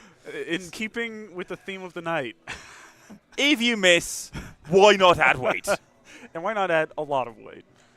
15-kilo jump. I don't even. What happened on his first lift? I don't recall. I believe. Well, you thought it might have been a stumble. Oh, I thought he yes. hadn't quite locked it out. Wow. Now, I don't think more weight makes that easier. Edwin doesn't care. He really doesn't. Wow. Oh. And he doesn't care because he can just do Yeah. it. Yeah. Yeah, no Yeah. issues with that one. Well, I mean, what do we know, I guess? Yes. Yeah. Yeah, no issues. Clean as anything. Yeah. No issues there. And a little bit of redemption, perhaps. Big jump by Brian. 17.5. This will put him into first in the 82.5. Love to see some of these back and forths here Yeah. in our primetime session at the Massachusetts State Championships. Again, 2 weeks out. Oh! And he came forward slightly at the end there anyway. So I worried that affected the grip, but it was at the top as it was settling. I think his hips unlocked again. Do we see that? Yep. Yeah. And then the hand goes. So even if you do lock it out, if you can't hold it, it will not count. That's tough. So then James looking here to solidify, add more kilos onto that first place position in the 82.5 kilo class. Edge further away. You know, you don't want to just win because your competitor lost on grip. You want to win because you put together a massive total, a huge performance that, you know, a falsification that cannot be assaulted. Indeed. And that's what James is building here for a total. You don't want to win off of a technicality. You want to beat your opponent at their best. Absolutely, yeah. So see everyone have their best day, and I'm just stronger anyway. Yeah. We'll see if James can hit this 287.5. His PR is 295. We'll see if he's pushed to get to that point on his third. And that's the gamesmanship that we see in these kind of head-to-head conflicts. Wow. James is going to say this isn't going to be a conflict. It's a mere skirmish. Nothing of danger for me. Now, here we go. We talked about the possibility for the 300-kilo deadlift, which Patrick has said that's my goal. And one option would be 15-kilo even jumps to get there. He's going 20 kilos. You know what? Moves well. Yeah. Throw in another 10. Yeah, why not? That's what I'll do. And this would be a 5-kilo PR for him just on this one. Imagine if he says 300 is not enough after how well this moves. 300 is not going to be it, buddy. 310. Go another 20. It's an option if this flies. Let's see.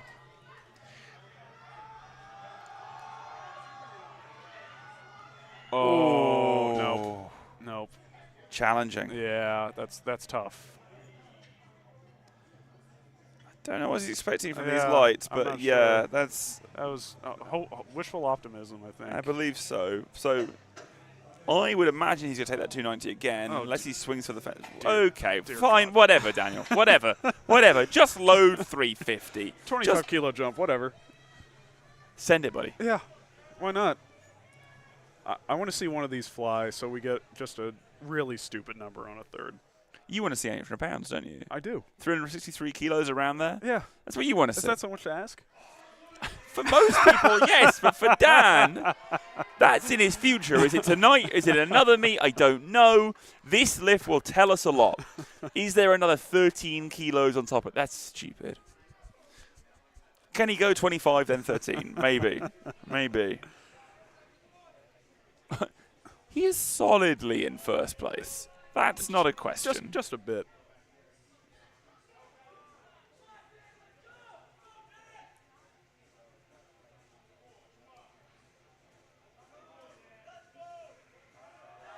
Oh, dear Lord. Done. Done. Some fight at the end, but no major issues. Yeah, nothing consistent. substantial.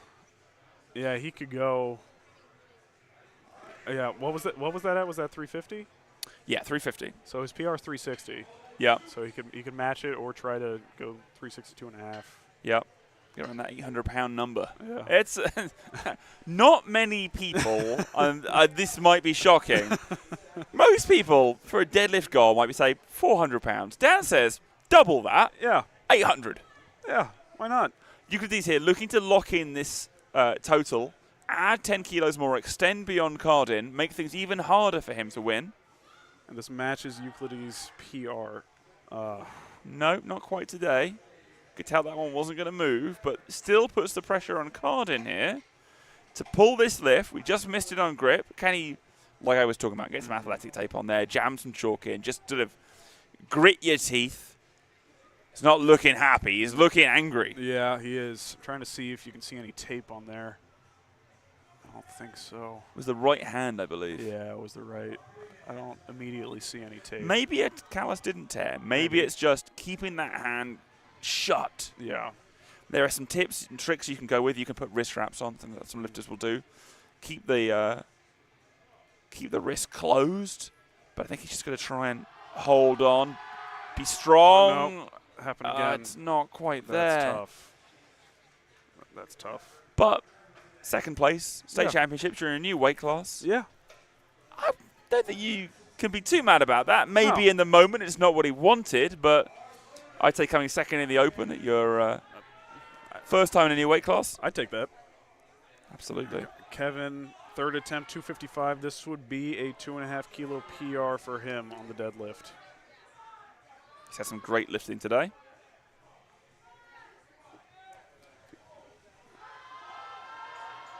Oh, Not quite. not quite. Eight for 9 for the day? 8 for 9. Yeah.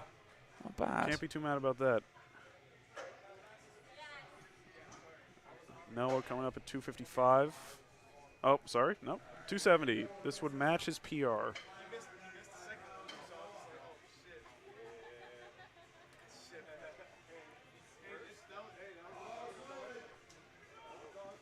Hitting that ammonia. Yeah.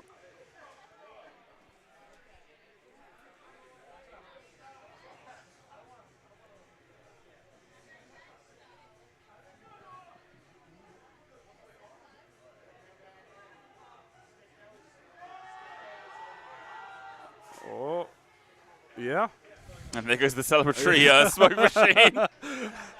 It's a lovely addition. It's the understated poof that catches me off guard every time. It is a little. It's not quite pyrotechnics, but it adds a lot of flavor, a lot of atmosphere to this primetime session. I love to see it. And Noah nails that third lift and finishes the day 8 for 9 and is one of the rare people to go 3 for 3 on deadlifts today. Yeah, it's not a sea of red, but there's a lot of it out there. There's a lot of red. Let's see Victor going for 280, which is a big PR for him. Yeah, 12.5 kilos. Wow. That tiger's holding on for dear life. Hold. Oh, A little sag at the top. yeah. But he gets it. He held it. I think he didn't hear the. Maybe he had the down command, and then he was just lowering the bar. That's all he was doing. He was like, did I get the down command? I didn't hear it. Do I have to pull it back up again? Do I just hold it here forever? Are we staying here? Often referred to as the freedom hold. Holding that thing just for as long as you can. Out here in the US of A. Oh, God. Edwin, again, missed his first, went up 15. Because why not? Because why not? And now he went up another 5. And looking at the second, I think he could do this, honestly. Yeah, and this will be a 2.5 kilo PR for him as well. Yeah, so why not? Yeah.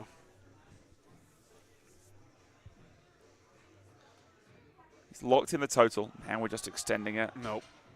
Not quite, but an 850 total. I mean, that's a pretty good total. That's not bad. Yeah. I'd be happy. Yeah. Brian trying to hit that 282.5.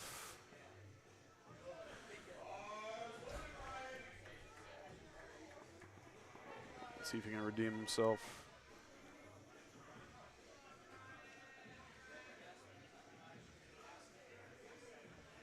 Fire starter by the Prodigy going on in the main room there now. Well, there's a smoke. I was going to So say. there's going to be some smoke. Hopefully no fire. Will Brian go out in flames? We hope not. We hope not. The puns have to stop now. Please stop me, Ross. I'm going to let you keep going. Oh, no. Burning his ships. Oh. Oh, no. He's good. Hey. Spotter's checking on, make sure he didn't pass out briefly. That can happen. But all, yeah, a lot of tension at the top of those lifts, but all smiles. Yep. So, I mean, again, I've mentioned it ad nauseum. Competing two weeks after Raw Collegiate Nationals, I feel like you'd be pretty proud of this performance. We got a lot of chance for Patrick in there.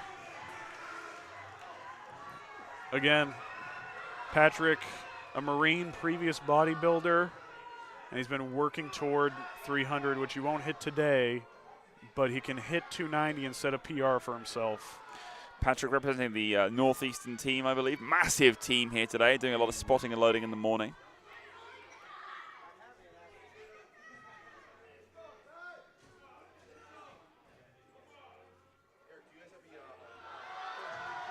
Up. Hold it. No Hold way. It. Yeah. You know what?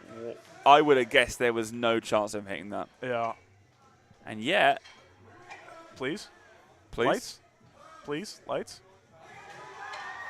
They got the thumbs up. We got a good lift. And there's a celebration for you. He's happy. That is a 5 kilo PR for Patrick right there. Love to see it. So that's PRs in every lift, I believe? He might have had PR in every lift. I think mainly from openers, to be fair. But yeah. Maybe a second on bench, but yeah, nice to see. Got the lift of the beast here.